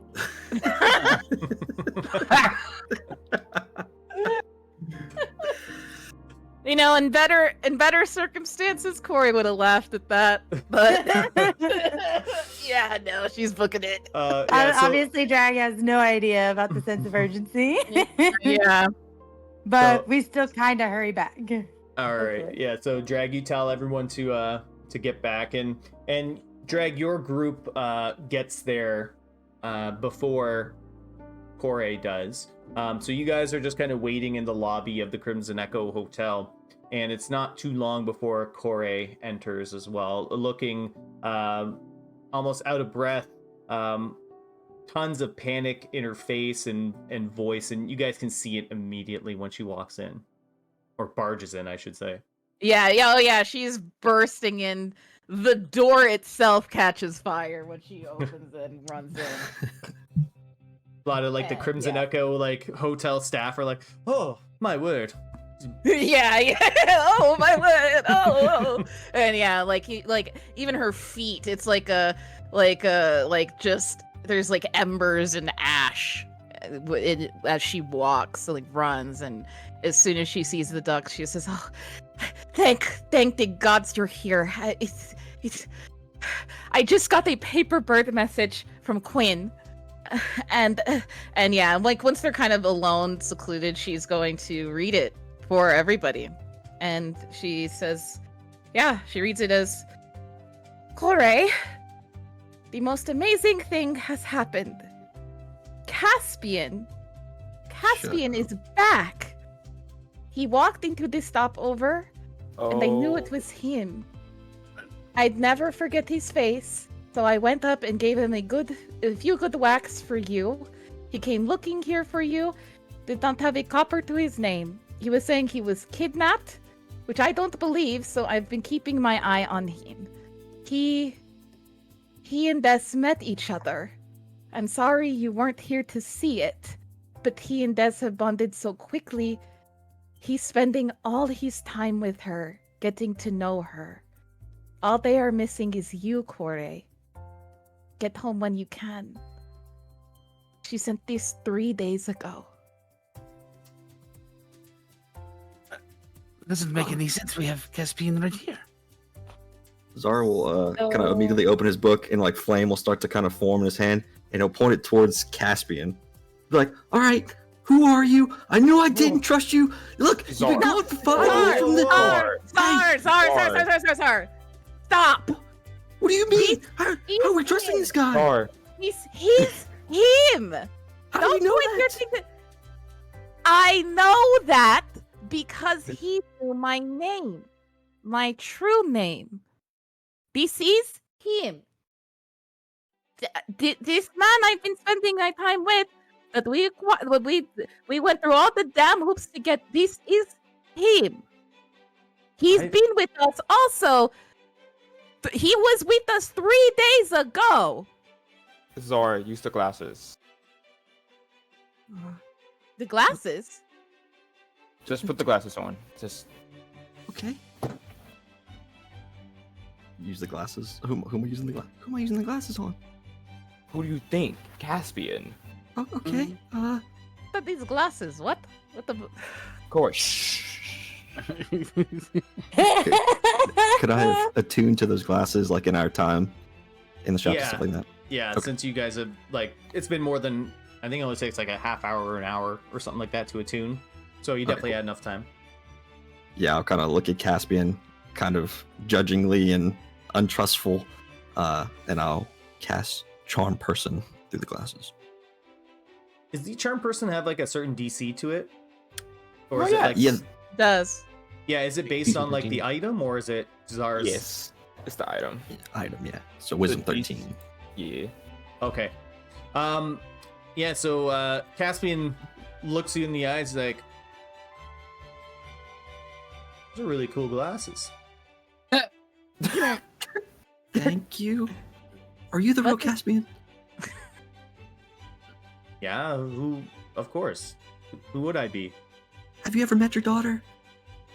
I've never met my daughter before. I only know her name is Desdemona. That's all I know about her. Are you lying to Corey? No. No, I'm not lying. The only time I've ever seen Des is in the little picture that Corey keeps in her locket. And you've been gone for how long? As far as I can recall, it's been at least 5 years, up until last week when I had awoken after all that time.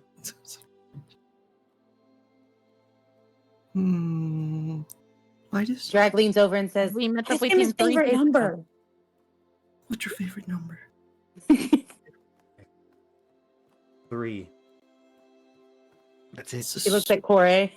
Suspicious. I mean, it is his favorite number. And also, like I said, the most important thing here is that the timestamps with this letter, this paper bird, he was with us. He could not be with us if he was there at the stopover in the Vatican 3 days ago. Unless there's 2 of them. That's And what. Yes, that is. Or an That is what I'm imposter. getting that here. There is But- somebody or something pretending to be him. What if The Lord- we don't know who's who? What if they can copy memories? What if they can copy memories? What if Regardless, Corey, do you think that this could be a trap? I definitely think it. I definitely think it is. They know what whoever's doing this knows that we're going to go over immediately.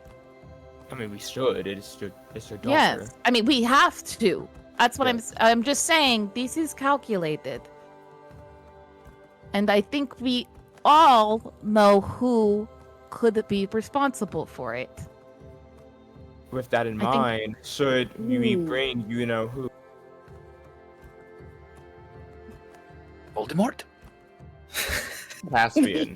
Should we bring Caspian with us? Oh, it's If we- listen. That's not a question. I am coming with you. It's my daughter too. It's not a question. Yeah, she's like, it's Midas. Think about this for just 2 seconds. We leave him? Do you really think that that's a good idea that we leave him behind when this other Caspian is in the Vatican? Don't you think they would probably want him? Well, we don't know which This Caspian night. is which, though. That's what He could I'm be on it. saying. On it. Listen, if you have to But bind if- my hands with manacles, you can do so, but I'm coming with you. With barnacles Nobody from the gave him a sea? fucking knife. If Again, we don't take him with us, he could just get in front of us and end up there, and then we won't know who's who. Anyway, again, I had That this was I a had bad this idea. whole contingency plan. I had this whole thing. You gotta And blow that- him up. No, it's just that Blow them up? sure. An internal There is a fireball. possibility that this Caspian or whoever could replicate him could have tried to replicate his memories. We don't know how that magic works, but I am confident that I mean just from what this letter is saying and everything, it's just why would he go immediately over to the stop? How would he know that Desdemona was there at all? How would Or he? that Why would he want to his see daughter. her immediately if he didn't even know that she existed prior to meeting you all and everything? Didn't know what she looked like. Didn't know anything. Point. Why would he not want to come find me?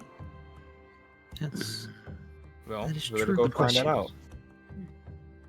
I'm just You saying you're being suspicious of the wrong person. I understand it, but I really am very confident that we have the right one.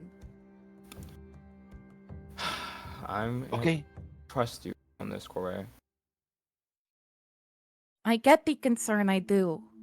I really do. It's just this this whole letter doesn't make any sense. if he would, and why would he spend all his time there and not want to look for me? You know, it just doesn't make any sense to me. This Caspian has spent the last few weeks looking for us, for me. We can try to think of a reason right there. If this is a 3-day-old note, we should be leaving now. We can talk about a game plan on the way. Away. I agree. I'm just saying, I don't want everybody putting up their weapons and that's not what I want. We can do that for both of them. I think we should keep an eye on him, though. I don't know. And I agree. I'll we wait to shouldn't get fight anybody comfortable. until we get there. Well, listen, I I said you hurt can nobody, but you can tie my hands together, Zar. If yeah, you free really to need shape shift your hands to their tentacles and get it out the cuffs. No, thank you. Let's just go. Again, Sorry, it's about to get also on the way there, though, we need to tell him everything. Corey. That is not a question when this is the father of my daughter. You But don't what if have a say he- with that. What if he, is working with, Then he wouldn't tell. We don't know anything. They don't.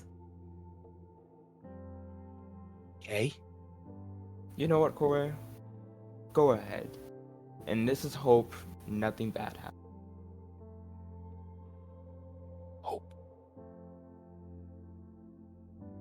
So you guys are kind of digesting everything that happened. Digesting's the word for it. Yeah. Just taking it in, figuring out what, who to believe, who to trust. The panic in Corey's voice is sincere.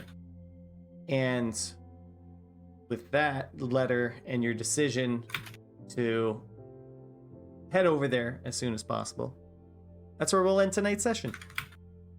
Right. Oh boy. Jesus Oh, how Christ, the this turns have Caspian. tabled. Yeah. Oh, the turns have tabled. Nobody messes with the babies. No, nobody. That's messed up. As soon as you read it, Caspian, I was like, please, God, no. I know, Yeah. this whole session, I was like, I'm getting really weird vibes. Yep. The whole my session, I was giving like, I don't know, something feels off. Who's in the bag, DM? Wait, we still don't know who's in the bag. Yeah, We we don't haven't know who's in forgot the that bag damn still. bag. I am not God. You guys don't even know there is a bag. That's why. That's Who's in the bag? Dude, imagine the insane plot twist though if this This wasn't the testimony. right Caspian the entire time. Bum. Oh, you, just, might like, as well. you gave him like all the details about. I'm saying, I'm each like, of yo, our weaknesses, our strengths. Yeah, I was like, oh my. Ah, I love it. Corey will get the fattest I told you so ever. If Midas lives through it. Right. Midas lives. If we survive the encounter, the eventual backstab. Oh. shit. Walking in, something bad's gonna happen. Nah, Oh, I got my. Tracer. I'm pretty sure that. Oh. We're gonna get the Vatican. Some fuck shit is gonna happen. It is not gonna be. Which one's the real Caspian? Caspian? Right. Smoke bomb. Oh my god, they look the exact same. They both are accusing each other of being the real one. And then two more step out of the back room. Oh my god. Yeah. Oh man. Oh man. Who knows what will happen? Only I know. All I'm saying though is that just it feels natural. Dude's gonna want to ask about the ducks. And then want to know him because he wants them to trust him. Especially when you're But like, then what if the whole time? especially it like was especially when you're like we have an idea of who maybe has taken this girl. Like, I won't say who, but we might know. Oh god. we know we're gonna be facing a specific individual. We just don't know. We don't know if it's the one we have or the one in Vatican right now. Because they are around for sure. yeah. Yeah. Like it